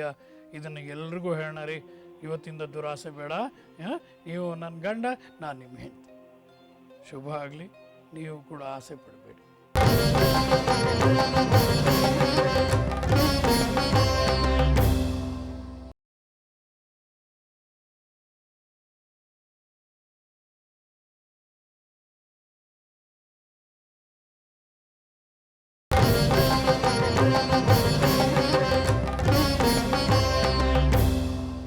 ವೀಕ್ಷಕರೇ, ಫೋಟೋ ಕಳಿಸಿ ಭವಿಷ್ಯ ತಿಳ್ಕೊಳ್ಳಿ. ಈ ಒಂದು ವಿಚಾರದಲ್ಲಿ ಈಗಾಗಲೇ ಸಾಕಷ್ಟು ನಮಗೆ ಫೋಟೋಗಳು ಬಂದಿದೆ. ಅದರಲ್ಲಿ ಇವತ್ತು ಲತಾದೇವಿಯವರ ಫೋಟೋ ನಮ್ಮ ಮುಂದೆ ಇದೆ. ಲತಾದೇವಿಯವರು 17/11/62. ಲತಾದೇವಿಯವರೇ, ನೀವು ನೋಡ್ತಾ ಇದ್ದೀರಾ, ಕೇಳ್ತಾ ಇದ್ದೀರಾ ಅಂತ ತಿಳ್ಕೊಂಡಿದ್ದೀನಿ. ನಾನು ಸತ್ಯ ಹೇಳ್ತೀನಿ, ತಾವು ಬೇಜಾರು ಮಾಡ್ಕೋಬಾರ್ದು. ಸ್ವಲ್ಪ ಬೇಸಿಕಲಿ ದೊಡ್ಡ ಶೋಂಬೇರಿ, BA ಓದಿದ್ದೀರಾ, ಆದರೆ ಅದಕ್ಕೆ ತಕ್ಕ ನೆಮ್ಮದಿ ನಿಮಗಿಲ್ಲ. ಚೆನ್ನಾಗಿ ಪಾಪ ಯಜಮಾನ ಗಂಗಾಧರನ ಜೊತೆ ಒಳ್ಳೆ ಚೆನ್ನಾಗಿ ಜಗಳ ಆಡ್ತೀರ, ಅವರು ಚೆನ್ನಾಗಿ ಜಗಳ ಆಡ್ತಾರೆ. ಆತ ಇದುವರೆಗೂ ಕೂಡ ಆತನೂ ಹ್ಯಾಪಿ ಅಲ್ಲ, ನೀವು ಹ್ಯಾಪಿ ಅಲ್ಲ, ನಿಮ್ಗೆ ಯಾವ ತೊಂದರೆನೂ ಇಲ್ಲ. ದೇವರು ಎಲ್ಲ ಕೊಟ್ಟಿದ್ದಾನೆ, ದುಡ್ಡು ಕಾಸಿಗೆ ತೊಂದರೆ ಇಲ್ಲ, ಮನೆ ಮಠ ಎಲ್ಲ ಇರುತ್ತೆ. ಆದರೆ ನೆಮ್ಮದಿಗೆ ತೊಂದರೆ, ಮೇಯ್ನ್ ಆರೋಗ್ಯಕ್ಕೆ ತೊಂದರೆ. ಲತಾದೇವಿಯವರೇ, ನೀವು ಎದ್ದರೆ ಕೂತ್ಕೊಳ್ಳೋ ಕಷ್ಟ, ನಿಂತ್ಕೊಳ್ಳೋ ಕಷ್ಟ, ಬೊಗ್ಗೋ ಕಷ್ಟ, ಗೈನಿಕಾಲಜಿ ಪ್ರಾಬ್ಲಮ್ ಇದೆ. ನಿಮ್ಮ ಯಜಮಾನರು 60 ತನಕ ಪರವಾಗಿಲ್ಲ, ಆಮೇಲೆ ಅವ್ರಿಗೂ ಕೂಡ ಸಾಕಷ್ಟು ರಿಪೇರಿ ಇದೆ. ನೀವು ಒಂದು ತಪ್ಪು ಮಾಡಿದ್ದು ಏನಪ್ಪ ಅಂತಂದರೆ, ಯಾವ ಒಬ್ಬ ಜ್ಯೋತಿಷಿ ಹತ್ರಲ್ಲೂ ಹೋಗಿ ಕೇಳಲಿಲ್ಲ, ನಮ್ಮ ದೋಷ ಏನು ಮಾಡಬೇಕು ಅಂತ ಕೇಳಲಿಲ್ಲ. ಹಾಗೆ ನಿಮ್ಮ ವಿವರದಲ್ಲಿ ನೀವು ಕೊಟ್ಟಿದ್ದೀರಾ, 2 ಮಕ್ಕಳಿದ್ದಾರೆ, ಒಬ್ಬರು ಉಷಾ ಅಂತ, ಇನ್ನೊಬ್ಬರು ಶಶಿಧರ ಅಂತ ತಿಳಿಸಿದ್ದೀರ. ಉಷಾ ಅವರಿಗೆ ಮದುವೆ ಮಾಡಿದ್ದೀರ, ಮದುವೆ ಮಾಡಿರ್ತಕ್ಕಂಥ ಅಳಿಯನ ಹೆಸರು ವಿನಯ ಅಂತ ಹೇಳಿದ್ದೀರ. ಈ ವಿನಯ ಕೂಡ ವಿನಯ ಅನ್ನೋದು ಗೊತ್ತೇ ಇಲ್ಲ ಮುಂಡೋದಕ್ಕೆ. ಅವರಿಬ್ಬರು ಚೆನ್ನಾಗಿ ಜಗಳ ಆಡ್ತಾರೆ, ಹೊಂದಾಣಿಕೆ ಇಲ್ಲ. ಅದಕ್ಕೆ ಕಾರಣ ನೀವೇ. ಮಕ್ಕಳು ಚೆನ್ನಾಗಿರ್ಬೇಕಾದ್ರೆ ತಂದೆ ತಾಯಿಗಳು ಒಂದು ಜಾತಕವನ್ನು ಸರಿಯಾದವರಿಗೆ ತೋರಿಸಿ ಸೂಟ್ ಆಗತ್ತಾ ನೋಡಿಬಿಟ್ಟು ಮದುವೆ ಮಾಡಬೇಕಾಗಿತ್ತು. ಈ ವಿಷಯದಲ್ಲಿ ತಾವು ತುಂಬ ತಪ್ಪು ಮಾಡಿದ್ದೀರಾ, ದುಡುಕಿದ್ದೀರಾ. ಅವರಿಬ್ಬರಲ್ಲಿ ಹೊಂದಾಣಿಕೆ ಇಲ್ಲ. ಅಷ್ಟೇ ಅಲ್ಲ, ನಿಮ್ಮ ಮಗಳು ಕೂಡ ನಿಮಗಿನ್ನ ಕೋಪ. ಆತ ಅವರು ಎ ಅಂದರೆ ಬಿ ಅಂತಾರೆ, ಬಿ ಅಂದರೆ ಸಿ ಅಂತಾರೆ, WWF. ಇದಾಗಬಾರ್ದು. ತುಂಬ ಎಚ್ಚರವಾಗಿರಬೇಕು. ಹಾಗೆ ನೋಡಿ ಗಂಗಾಧರ್ ಪಾಪ ಮೊದಲಿಂದಲೂ ಕಷ್ಟಪಟ್ಟಿದ್ದಾರೆ. ಸೈಲೆಂಟ್ ಮೂರ್ಖ, ಯಾವಾಗಲೂ ಒಂದೊಂದು ಸಾರಿ ಗಲಾಟೆ ಮಾಡ್ತಾರೆ ಆತ. ಆದರೂ ಕೂಡ ನೀವು ಸೋತು ಗೆದ್ದವಳು ಅಂತ ಆತ ಏನಾರ ಮಾತಾಡಲಿ, ನೀವು ಎದುರುತ್ತರ ಕೊಡೋದು ನಿಲ್ಲಿಸ್ಬಿಟ್ರೆ ನಿಮ್ಮಿಬ್ಬರ ಜೀವನ ತುಂಬ ಚೆನ್ನಾಗಿರುತ್ತೆ. ಆದರೆ ನಿಮಗೊಂದು ಇನ್ನೊಂದು ಕಿವಿ ಮಾತು ಹೇಳ್ಬಿಡ್ತೀನಿ, ನಿಮ್ಮ ಮಗನ ನೀವು ನಂಬೇಡಿ. ಶಶಿಧರ ಸೈಲೆಂಟ್ ಮೂರ್ಖ, ಇರ್ರೆಸ್ಪಾನ್ಸಿಬಲ್ ಫೆಲೋ. ಅವನು ಯಾರ ಮಾತು ಕೇಳಲ್ಲ. ಈಗಾಗಲೇ ಮೊದಲು ಡಿಗ್ರಿ ಒಳಗೆ ಒಬ್ಬಳು ಲವ್ ಮಾಡಿ ಕೈ ಬಿಟ್ಟಿದ್ದಾನೆ. ಈಗ ಇನ್ನೊಂದು ಮದುವೆ ಆದಮೇಲೆ ಡೈವರ್ಸ್ ಆಗುತ್ತೆ. ಅದಾದ ಮೇಲೆ ದಾಂಪತ್ಯ ಜೀವನ ಅವನಿಗಿರೋದಿಲ್ಲ. ಬಹುಶಃ ನಿಮ್ಮನ್ನು ಕರ್ಕೊಂಡು ಹೋಗ್ಬೋದು ಕಂಬಿ ಎಣ್ಸೋಕ್ಕೆ. ಇನ್ನು ಲತಾದೇವಿಯವರೇ, ನಿಮಗೆ ಸೂಟ್ ಆಗುವಂಥದ್ದು ಉತ್ತರ ಅಥವಾ ಪಶ್ಚಿಮದ ರಸ್ತೆ. ಆತ ತಾವು ಹಾಕುವಂಥದ್ದು ಡಾರ್ಕ್ ಬ್ಲೂ, ಬ್ಲ್ಯಾಕ್, ಇದು ಎರಡನ್ನು ಉಪಯೋಗಿಸಬೇಡಿ. ಇನ್ನು ಯಾವುದೇ ಬಣ್ಣ ನೀವು ಉಪಯೋಗಿಸಿದ್ರೂ ಕೂಡ ಚೆನ್ನಾಗಿರುತ್ತೆ. ಅಷ್ಟೇ ಅಲ್ಲ, 5-6 ಬಣ್ಣ ಇರತಕ್ಕಂಥ ಬಟ್ಟೆಗಳನ್ನು ದಯಮಾಡಿ ಯೂಸ್ ಮಾಡಬೇಡಿ. ಮೊದಲೇ ನೆಮ್ಮದಿ ಇಲ್ಲ. 8.5 ವರ್ಷದಿಂದ ತೊಂದರೆ ಒಳಗಿದ್ದೀರಾ. 4.5 ವರ್ಷದಿಂದ ತುಂಬಾ ಯೋಚನೆ ಮಾಡ್ತಾ ಇದ್ದೀರಾ. ಜೀವನ ನೆಮ್ಮದಿಯಾಗಿರಬೇಕು ಅಂತಿದ್ದರೆ ದಯಮಾಡಿ ನನ್ನನ್ನು ಫಾಲೋ ಮಾಡಿ. ಅಷ್ಟೇ ಅಲ್ಲ, ವಾಸ ಮಾಡೋ ಸ್ಥಳ ಇದೆ ನೋಡಿ, ಈಗ ಪಶ್ಚಿಮ ಪೂರ್ಣವಾಗಿ ತಗ್ಗಿರುವಂಥ ಸ್ಥಳ. ನೀವು ಹೇಳೋದಕ್ಕೆ ಬಹಳ ಕಷ್ಟಪಡ್ತೀರಾ. ಬಂದು ದುಡ್ಡು ನಿಲ್ಲಲ್ಲ, ನೆಮ್ಮದಿ ಅನ್ನೋದು ಇಲ್ಲ. ಪಾಪಿ ಚಿರಾಯ. 85 ವರ್ಷಗಳ ಕಾಲ ನಿಮ್ಮ ಮಿನಿಮಮ್ ಆಯಸ್ಸಿಗೆ ಏನು ತೊಂದರೆ ಇಲ್ಲ. ಆದರೆ ದೇವರು ಕೊಟ್ಟಿರ್ತಕ್ಕಂಥ ಆರೋಗ್ಯ ಬಹಳ ಇಂಪಾರ್ಟೆಂಟ್. ಅಲ್ಲಿ ಉಳಿಸ್ಕೊಳ್ಳೋದ್ರಲ್ಲಿ ನೀವು ಸ್ವಲ್ಪ ವೀಕ್ ಆಗಿದ್ದೀರಾ. ನೀವು ಆರೋಗ್ಯ ಉಳಿಸ್ಕೊಂಡ್ರೆ 85 ಅಲ್ಲ 95 ಇದ್ದರೂ ಯಾವ ತೊಂದರೆನೂ ಇಲ್ಲ. ಅದರಿಂದ ದಯವಿಟ್ಟು ಆರೋಗ್ಯದ ಕಡೆ ಗಮನ ಕೊಡಿ. ದೇವರ ಧ್ಯಾನದಲ್ಲಿ ದಯವಿಟ್ಟು ತೊಡಗಿಸಿಕೊಳ್ಳಿ. ದೇವರು ನಿಮ್ಗೆ ಒಳ್ಳೆ ಮಾಡಲಿ. ಶುಭವಾಗಲಿ. ಇವತ್ತು ನಮ್ಮ ಮುಂದೆ ಸಾಕಷ್ಟು ಫೋಟೋಗಳು ಬಂದಿದೆ. ಅದರಲ್ಲಿ ನಾವು ಇವಾಗ ತೊಗೋತಾ ಇದ್ದೀವಿ ನಟರಾಜ್ ಅನ್ನೋರ ಫೋಟೋ. ನಟರಾಜ್ ಅವರೇ, ಇದನ್ನು ನೀವು ನೋಡ್ತಾ ಇದ್ದೀರಾ ಅಂತ ನಾನು ತಿಳ್ಕೊಂಡಿದ್ದೀನಿ. ದಯವಿಟ್ಟು ನಾನು ಏನು ಹೇಳ್ತೀನಿ ಒಳ್ಳೆಯದನ್ನು ತಗೊಳ್ಳಿ, ಅದನ್ನು ಕನ್ಸಿಡರ್ ಮಾಡೋಕ್ಕೆ ಪ್ರಯತ್ನ ಪಡಿ. ಜೀವನದಲ್ಲಿ ಅಡಾಪ್ಟ್ ಮಾಡಿಕೊಂಡ್ರೆ ನಿಮ್ಮ ಜೀವನ ತುಂಬ ಚೆನ್ನಾಗಿರುತ್ತೆ. ನಟರಾಜ್ ಅವರೇನು ಮೊದಲಿಂದಲೂ ಆ ಥರ, ಮೊದಲಿಂದಲೂ ಕೋಪ, ಯಾರ ಮಾತು ಕೇಳಲಿಲ್ಲ. ಆತ ನಾಲೆಡ್ಜ್ ಸಿಕ್ಕಾಬಟ್ಟೆ ಇದೆ. ಡೇಟ್ ಆಫ್ ಬರ್ತ್ ಪ್ರಕಾರ double graduation with gold medal. ಆದರೆ ಪಾಪ ನೀವು ಗೋಲ್ಡ್ ಮೆಡಲು ತೊಗೊಳಕ್ಕಾಗಲಿಲ್ಲ. ಯೋಚನೆ ಮಾಡಬೇಡಿ. ಆದರೆ ನಾನು ಹೇಳೋದನ್ನ ಅರ್ಥ ಮಾಡ್ಕೊಳ್ಳಿ. ದೇವರು ನಿಮ್ಗೆ ದುಡ್ಡು ಕೊಟ್ಟಿದ್ದಾನೆ, ಒಂದು ಮಟ್ಟ ಕೊಟ್ಟಿದ್ದಾನೆ. ದೇವರು ಊಟ ತಿಂಡಿಗೆ ಏನು ತೊಂದರೆ ಮಾಡಿಲ್ಲ, ಆದರೆ ಸ್ವಲ್ಪ ನೆಮ್ಮದಿಗೆ ತೊಂದರೆ ಮಾಡಿದ್ದಾನೆ. ನೀವು ಓಪನ್ ಹಾರ್ಟೆಡ್ ಅಲ್ಲ, ಯಾರ ಹತ್ರಲೂ ಮೂವ್ ಮಾಡಲ್ಲ, ಯಾರ ಮಾತು ಕೇಳೋದಿಲ್ಲ, ನಗೋದು ಬಹಳ ಕಮ್ಮಿ. ಯಾವುದಾರ ಕಾರ್ಯಕ್ರಮ ಆದರೆ ನೀವು ಹೋಗ್ಬಾ, ನಾನು ಮನೇಲಿರ್ತೀನಿ ಅಂತೀರ. ಇದು ನಿಮ್ಮ ನೇಚರು. ಹೋಗಲಿ, ನಿಮ್ಮ ಮನೆಯವರು ಅವರೇ ಹಾಕಿದ್ದಾರೆ. ಪಾಪ ಬಾಯೇ ಮುಚ್ಚಲ್ಲ, ಸುಶೀಲ ಅಂತ ಶುರು ಮಾಡಿಬಿಟ್ರೆ ಕೊನೆವರೆಗೂ ಆಡ್ತಾನೆ ಇರ್ತಾರೆ 24 ಗಂಟೆ. ನೀವು ಸೈಲೆಂಟ್ ಆಗಿದ್ರು ಹಿಡಿದು ಅಲ್ಲಾಡಿಸ್ತಾರೆ, ಚೆನ್ನಾಗಿ ಜಗಳ ಆಡ್ತಾರೆ, ತುಂಬ ಸಂತೋಷ. ಆದರೆ ನಾನು ನಿಮ್ಗೆ ಹೇಳ್ತೀನಿ, ಅರ್ಥ ಮಾಡ್ಕೊಳ್ಳಿ, ಆಕೆ ನಿಮಗಿನ್ನ ಚಿಕ್ಕವರು. ಅವ್ರಿಗೆ ಏನೇ ಮಾತಾಡಲಿ, ನೀವು ಅದನ್ನು ಕೋಪ ಮಾಡ್ಕೊಳ್ಳೋದಾಗಲಿ, ಬೇರೆ ಥರ ನೋವು ಮಾಡ್ಕೊಳ್ಳೋದಾಗಲಿ, ಅವರಿಗೆ ನೋವು ಮಾಡೋದಾಗಲಿ ದಯವಿಟ್ಟು ಮಾಡಬೇಡಿ. ಅವ್ರು ಹೇಳಿದಾಗ ಸುಮ್ಮನಿದ್ದು ಬಿಡಿ. ಸುಶೀಲ ಅವ್ರಿಗೇನು ಹೇಳ್ತಾ ಇದ್ದೀನಿ ಅಂದರೆ, ಸೋತು ಗೆದ್ದವಳು ಅಂತ. ಕಟ್ಕೊಂಡು ಆಗೋಗ್ಬಿಟ್ಟಿದೆ ಅಮ್ಮ. ಇದೇನು ಫಾರಿನ್ನೇ, ಇವನು ಜಗಳ ಆಡ್ತಾನೆ ಅಂದರೆ ಬಿಟ್ಬಿಡೋಕ್ಕೆ ಖಂಡಿತ ಆಗಲ್ಲ. ಅದರಿಂದ ಏನು ಮಾಡಬೇಕು, ನೀವು ಅಡ್ಜಸ್ಟ್ ಮಾಡ್ಕೋಬೇಕು. ನೀನೇ ಇಂದ್ರ, ನೀನೇ ಚಂದ್ರ, ನೀನೇ ಸುಂದರ ಅನ್ನಿ. ಏನು ಯೋಚನೆ ಮಾಡಬೇಡಿ. ಪಾಪ ಕೂದಲಿದ್ದಾಗ ತುಂಬ ಚೆನ್ನಾಗಿದ್ದರು, ಇವಾಗಲೂ ಏನು ತೊಂದರೆ ಇಲ್ಲ. ಬನ್ನಿ ನೋಡಿ, ನಿಮ್ಮ ಮಕ್ಕಳಿಗೆ ನೀವು ಮನೀಷಾ ಕರುಣ ಅಂತ ಹೆಸರಿಟ್ಟಿದ್ದೀರಾ. ತುಂಬ ತಪ್ಪು ಮಾಡಿದ್ದೀರಾ. ಅವರಿಬ್ಬರ ಇದರಲ್ಲೂ ಕೂಡ ಆರೋಗ್ಯದಲ್ಲಿ ವ್ಯತ್ಯಾಸ ಇದೆ. ಅವರು ಪೀರಿಯಡ್ ಸ್ಟಾರ್ಟ್ ಆದಮೇಲೆ ಇಬ್ಬರ ಹೆಲ್ತಲ್ಲೂ ವ್ಯತ್ಯಾಸ ಆಗುತ್ತೆ. ತಾವು ತಪ್ಪು ಮಾಡಿದ್ದೀರಾ. ನೆನಪಿನ ಶಕ್ತಿ ಬಹಳ ಕಮ್ಮಿ, ಆರೋಗ್ಯದಲ್ಲಿ ವ್ಯತ್ಯಾಸ ಆಗುತ್ತೆ. ಹಾಗಾಗಬಾರ್ದು. ದಯವಿಟ್ಟು ಕೂಡಲೇ ಮಕ್ಕಳ ಜಾತಕವನ್ನು ಬರೆಸಿ, ಜಾತಕವನ್ನು ಸರಿಯಾದವರಿಗೆ ತೋರಿಸಿ, ದಯವಿಟ್ಟು ಅವ್ರಿಗೇನು ಬೇಕೋ ಆ ಟ್ರೀಟ್ಮೆಂಟನ್ನು ಕೊಡಿ. ಖಂಡಿತ ನಿಮ್ಮ ಜೀವನ ಚೆನ್ನಾಗಾಗುತ್ತೆ. ನೀವು ದೇವರ ಧ್ಯಾನ ಮಾಡಿದಾಗ, ನೀವು ನಾಗನಿಗೆ ನಮಸ್ಕಾರ ಮಾಡಿದಾಗ, ಈ ನಾಗ ರಾಹು ಕೇತುಗಳ ದೋಷ ಇರತಕ್ಕಂಥದ್ದು, ಅದರಲ್ಲಿ ಡಾಮಿನೇಟೆಡ್ ನಿಮಗೆ ಕೇತು. ಹಾಗಾಗಿ ನೀವು ಬೇಗ ಕನ್ನಡಕ ಹಾಕಬೇಕು. ನಿಮ್ಮ ಎಡಗಣ್ಣು ತೊಂದರೆ ಆಗಬೇಕು, ಮಾನಸಿಕ ನೆಮ್ಮದಿ ವ್ಯತ್ಯಾಸ ಆಗಬೇಕು. ಇದು ನಿಮ್ಮ ಜೀವನ. ಹಾಗಾಗೋದು ಬೇಡ. ಯಾವಾಗಲ್ಲ ನೀವು ನಿಮ್ಗೆ ಇರ್ತಕ್ಕಂತಹ ದೋಷ ನಿವಾರಣೆ ಮಾಡಿದಾಗ. ಪೇಪರ್ ಬಿಲ್ ಕೊಡೋವರೆಗೂ ಬೆಲ್ ಪ್ರೆಸ್ ಮಾಡ್ತಾನೆ ಇರ್ತಾನೆ ಸ್ವಾಮಿ. ಬಿಲ್ ಕೊಟ್ಬಿಟ್ರೆ ಬೆಲ್ ಯಾಕೆ ಪ್ರೆಸ್ ಮಾಡ್ತಾನೆ ಅದನ್ನು ತಿಳ್ಕೊಳ್ಳಿ. ದಯವಿಟ್ಟು ಮಕ್ಕಳ ಜಾತಕವನ್ನು ತಗೊಂಡು ಸರಿಯಾದವರು ತೋರಿಸಿ, ಇಲ್ಲ ನಮ್ಮಲ್ಲಿಗೆ ಬನ್ನಿ, ನಿಮ್ಗೆ ಯಾವ ರೀತಿಯಲ್ಲಿ ಸರಿ ಮಾಡ್ಕೋಬೇಕು ಅನ್ನೋ ಸಜೆಷನ್ಸ್ ನಾವು ನಿಮ್ಗೆ ಕೊಡ್ತೀವಿ.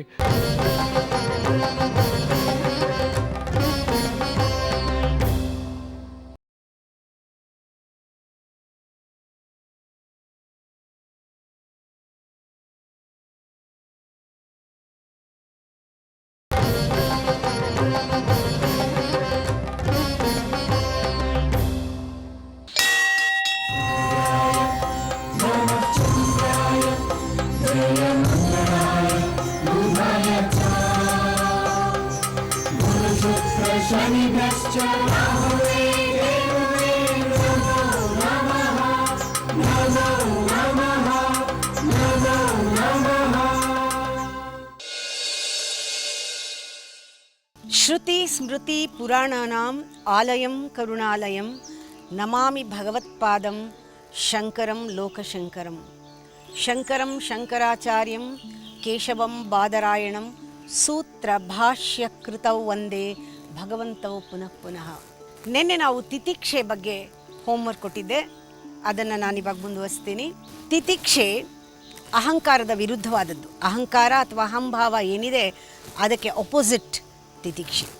ನಿಮ್ಗೆ ಅಹಂಕಾರ ಬಂದಾಗೆಲ್ಲ ತಿತಿಕ್ಷೆ ಜ್ಞಾಪಿಸ್ಕೊಳ್ಳಿ, ಸಮಾಧಾನವಾಗತ್ತೆ. ಸಮಾಧಾನ ಅಹಂಕಾರದ ಒಂದು ವಿರುದ್ಧ ಪದ. ನನ್ನ ಲಾಭ ಅಂತ ಬಂದಾಗೆಲ್ಲ ತಿತಿಕ್ಷೆ ಅಸಾಧ್ಯ. ನನ್ನ ಇಷ್ಟ ತಿತಿಕ್ಷೆ ಅಸಾಧ್ಯ. ನನ್ನ ಹೆಮ್ಮೆ ತಿತಿಕ್ಷೆ ಅಸಾಧ್ಯ. ಈ ಒಂದು ಅಹಂಭಾವ ಏನಿದೆ ಇದು ಭಗವಂತನ ಒಂದು ಸಮಕ್ಷತೆಯ ಅಭ್ಯಾಸಕ್ಕೆ ಒಂದು ವಿಘ್ನ ಅಥವಾ ಅಡ್ಡ ಅಂತ ಹೇಳ್ಬೋದು. ಯಾವಾಗ ನಾನು ನನ್ನದು ಅಂತ ಬಂದ್ಬಿಟ್ಟಾಗ ಆ ತಿತಿಕ್ಷೆ ಸಮಾಧಾನ ಆಗಿರೋಕ್ಕೆ ಸಾಧ್ಯ ಇಲ್ಲ. ಆ ಭಗವಂತನ ಸಮಕ್ಷತೆಯ ಅಭ್ಯಾಸಕ್ಕೆ, ಆ ಸಾಕ್ಷಾತ್ಕಾರದ ಒಂದು ದಾರಿಗೆ ಇದು ವಿಘ್ನ, ಅಡ್ಡ. ಇದು ಪರಮಾತ್ಮನ ಕಣ್ ತಪ್ಪಿಸೋದು ಅಂತ ಹೇಳ್ತೀವಿ. ಪರಮಾತ್ಮನ ಕಣ್ ತಪ್ಪಿಸಿ ಮಾಡೋದು ಅಂತ. ಒಳಗಿನ ಆತ್ಮಕ್ಕೆ ಸಾಕ್ಷಿಯಾಗಿ ಮಾಡ್ತಾ ಇದ್ದಾಗ ನಿಮಗೆ ಅವನ ಅನುಗ್ರಹ ಸಂಪೂರ್ಣವಾಗಿರುತ್ತೆ. ಯಾವಾಗ ನಾವು ಅಹಂಕಾರವನ್ನು ಬಳಸ್ಕೊಳ್ತೇವೆ ತಕ್ಷಣ ನಾವು ಅವನ ಕಣ್ ತಪ್ಪಿಸೋದು ಅಂತ, ಪರಮಾತ್ಮನ ಕಣ್ ತಪ್ಪಿಸಿ ಮಾಡೋದು ಅಂತ. ಅದಕ್ಕೆ ನಿತ್ಯ ಅನಿತ್ಯ ವಿವೇಕದಿಂದಲೇ ಈ ತಿತಿಕ್ಷೆ ಅನ್ನೋದು ಬರೋದಕ್ಕೆ ಸಾಧ್ಯ. ಆತ್ಮ ನಿತ್ಯ ಅನ್ನೋದು, ಪರಮಾತ್ಮ ನಿತ್ಯ ಅನ್ನೋದು, ಬ್ರಹ್ಮ ನಿತ್ಯ ಅನ್ನೋದು, ಪ್ರಪಂಚ ಮಿಥ್ಯ ಅನ್ನೋದು, ಇದು ಟೆಂಪ್ರರಿ ಅಂತ ನಮಗೆ ಗೊತ್ತಾಗುತ್ತಲ್ಲ, ಯಾವುದು ಶಾಶ್ವತ. ಇದರಿಂದನೇ ಆ ತಿತಿಕ್ಷೆ ಬರೋದಕ್ಕೆ ಸಾಧ್ಯ. ಆಗಮಾಪಾಯಿನೋ ಅನಿತ್ಯಸ್ಥಾಂ ಆಗಮಾಪಾಯಿನೋ ಅನಿತ್ಯಸ್ಥಂ ತಿತಿಕ್ಷಸ್ವ ಭಾರತ. ಇದನ್ನು ಕೃಷ್ಣ ಅರ್ಜುನನಿಗೆ ಹೇಳ್ತಾನೆ. ಈ ವಿವೇಕ ಏನಿದೆ ಇದು ಮೂಡಿದ ಮೇಲೆ ಸಹನೆ ಅನ್ನೋದು, ತಿತಿಕ್ಷೆ ಅನ್ನೋದು ಬಹಳ ಸುಲಭ ಅರ್ಜುನ. ಇದನ್ನು ನೀನು ಹೊರಗಡೆಯಿಂದ ನೀನು ಇದನ್ನು ಕಲ್ಟಿವೇಟ್ ಮಾಡಬೇಡ, ಹೊರಗಡೆಯಿಂದ ನೀನು ಇದನ್ನು ಸೃಷ್ಟಿ ಮಾಡ್ಕೊಳ್ಬೇಡ. ಅಯ್ಯೋ ಪಾಪ ಕರುಣೆ ಎಲ್ಲವನ್ನು ಹೊರಗಡೆಯಿಂದ ಮಾಡಬೇಡ. ಇಲ್ಲಿ ಕೃಷ್ಣ ಅರ್ಜುನನಿಗೆ ಸೆನ್ಸ್ ಆಫ್ ಪ್ರಪೋರ್ಷನ್ ಹೇಳ್ತಾ ಇದ್ದಾನೆ ನೋಡಿ. ಅಂದರೆ ಎಷ್ಟು ವಿದ್ಯೆ ಇದರೊಳಗಿದೆ ಅನ್ನೋದನ್ನು ನಾವು ಗಮನಿಸಬೇಕು. ಸೆನ್ಸ್ ಆಫ್ ಪ್ರಪೋರ್ಷನ್ ಅಂದರೆ ತಾರತಮ್ಯ ವಿವೇಕ. ಒಂದು ಕ್ಷಣ ಬಂದು ಹೋಗುತ್ತಲ್ಲ, ಒಂದು ಸಣ್ಣ ವಿಚಾರಕ್ಕೆ ಒಂದು ಇಡೀ ದಿನ ಕೊರಗಿದ್ರೆ ಇದು ಮೂರ್ಖತನ ಅಲ್ವಾ? ಇದು ಅನುಚಿತ. ಒಂದು ಸಣ್ಣದಕ್ಕೆ ಅಷ್ಟೊಂದು ಇಂಪಾರ್ಟೆನ್ಸ್ ಕೊಡೋದು ಜೀವನದಲ್ಲಿ ಅನುಚಿತ. ಈ ಸೆನ್ಸ್ ಆಫ್ ಪ್ರಪೋರ್ಷನ್ ನಮಗೆ ಗೊತ್ತಾಗಬೇಕು. ಕೃಷ್ಣ ಯಾವುದಕ್ಕೆ ಬೆಲೆ ಕೊಡು ಅಂತ ಹೇಳ್ತಾ ಇದ್ದಾನೆ ಅರ್ಜುನನಿಗೆ ಅಂತ. ಇದು ತಾರತಮ್ಯ ವಿವೇಕದಿಂದ ಬರುತ್ತೆ. ನಾವು ಪ್ರತಿಯೊಂದನ್ನು ಗಮನಿಸಬೇಕು, ಸ್ವಲ್ಪದನ್ನು ಅತಿ ಮಾಡಿ. ವಿವೇಕ ಭ್ರಷ್ಟಾನಾಂ ಭವತಿ ವಿನಿಪಾತಃ ಶತಮುಖಃ. ಮನಃಶಾಂತಿ ಇಲ್ಲದೆ ತತ್ವದರ್ಶನ ನಿನಗೆ ಇಲ್ಲ. ಮನಃಶಾಂತಿ ಇಲ್ಲದೆ, ಮನಸ್ಸಿನಲ್ಲಿ ಸಹನೆ ಇಲ್ಲದೆ ನಿನಗೆ ತತ್ವದರ್ಶನ ಇಲ್ಲ. ಮೊದಲು ನಿಮಗೆ ಬೇಕಾಗಿರೋದು ತಿತಿಕ್ಷೆ, ಸಹನೆ. ಆ ಸಹನೆಗೆ ಅಹಂಭಾವ ಬಿಡಬೇಕು. ಅಹಂಭಾವ ಬಿಟ್ಟಾಗ್ಲೇ ಆ ತಿತಿಕ್ಷೆ ಸಾಧ್ಯ. ಆಮೇಲೆ ನಿನಗೆ ಮನಃಶಾಂತಿ ಅನ್ನೋದು, ಆ ಶಾಂತಿ ಅದರಿಂದ ಮೂಡುತ್ತೆ. ಅದಿಲ್ಲದೆ ಇದ್ದರೆ ನಿನಗೆ ತತ್ವದರ್ಶನ ಇಲ್ಲ. Only through the clear mind you can see the truth. ಸತ್ಯವನ್ನು ದರ್ಶನ ಮಾಡೋದಕ್ಕೆ ಮನಸ್ಸು ಕ್ಲಿಯರ್ ಆಗಿರಬೇಕು, ಕ್ಲಾರಿಟಿ ಇರಬೇಕು. ಕ್ಲಾರಿಟಿ ಆಫ್ ಪರ್ಸೆಪ್ಷನ್ ಬಹಳ ಮುಖ್ಯ ಮನುಷ್ಯನಿಗೆ. ತಿತಿಕ್ಷೆ ಮನಃಶಾಂತಿಗೆ ಒಂದು ಸಾಧಕ. ಮನಃಶಾಂತಿಗೆ ತಿತಿಕ್ಷೆ ಸಾಧಕ. ಆ ತಿತಿಕ್ಷೆಯಿಂದ ಮನಃಶಾಂತಿ ಬರುತ್ತೆ. ಮನಃಶಾಂತಿಯಿಂದ ಸತ್ಯವನ್ನು ನೀನು ಶುದ್ಧವಾದ ನಿರ್ಮಲವಾದ ಕಣ್ಣಲ್ಲಿ ಸತ್ಯವನ್ನು ಸಂಪೂರ್ಣವಾಗಿ ದರ್ಶನ ಮಾಡ್ತೀಯ. ತಿತಿಕ್ಷೆ ಮನಃಶಾಂತಿಗೆ ಸಾಧಕ. ನೋಡಿ, ಗಾಳಿಗೆ ಅಲ್ಲಾಡ್ತಾ ಇರುವ ಒಂದು ಹಣತೆಯ ಬೆಳಕಲ್ಲಿ ನೀವು ಸರಿಯಾಗಿ ಗ್ರಹಿಸೋದಕ್ಕೆ ಸಾಧ್ಯವಿಲ್ಲ ಯಾವ ಇಮೇಜ್ ಕೂಡ. ಬೆಳಕು ಅಲ್ಲಾಡ್ತಾ ಇದೆ, ಯಾಕೆಂದರೆ ಹಣತೆ ಗಾಳಿಗೆ ಅಲ್ಲಾಡ್ತಾ ಇದೆ. ಅಲ್ಲಾಡ್ತಾ ಇರೋ ಬೆಳಕಲ್ಲಿ ನೀವು ಹೇಗೆ ಗ್ರಹಿಸೋದಕ್ಕೆ ಸಾಧ್ಯವಿಲ್ಲವೋ, ನಿಮ್ಮ ಮನಸ್ಸು ಅಶಾಂತವಾಗಿದ್ದಾಗ ಇದೇ ರೀತಿ ಅಲ್ಲಾಡ್ತಾ ಇರುತ್ತೆ, ಚಂಚಲವಾಗಿರುತ್ತೆ. ನಿಮ್ಮ ಮನಸ್ಸಿನಲ್ಲಿ ಒಂದು ಸ್ಥಿರತೆ ಇರೋದಿಲ್ಲ.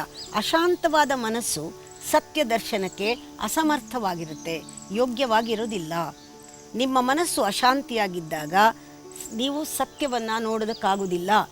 ಆ ಪರ್ಸೆಪ್ಷನ್ ಕ್ಲಾರಿಟಿ ಇರೋದಿಲ್ಲ. ನಿಮ್ಮಲ್ಲಿ ಸ್ವಲ್ಪ ಶಾಂತಿ ಕಮ್ಮಿ ಆದರೆ, ಅಶಾಂತಿ ಇದ್ದಾಗ ನೀವು ಏನನ್ನೂ ಕೂಡ ಡಿಸೈಡ್ ಮಾಡೋಕ್ಕೆ ಹೋಗಲೇಬೇಡಿ. ನಿಮ್ಮ ಮನಸ್ಸು ಶಾಂತವಾಗಿದ್ದಾಗ it can perceive well, it can perceive clearly. ಆ ಪರ್ಸೆಪ್ಷನ್ ತುಂಬ ಮುಖ್ಯ. The clarity of perception, a penetrating insight is very important for truth. ಮನಸ್ಸು ಅಷ್ಟು ಕ್ಲಿಯರ್ ಆಗಿರಬೇಕು. ತಿತಿಕ್ಷೆಯಿಂದ ಮನಸ್ಸಿಗೆ ಶಾಂತಿ ಸಿಗುತ್ತೆ. ತಿತಿಕ್ಷೆಯೇ ಸಾಧಕ.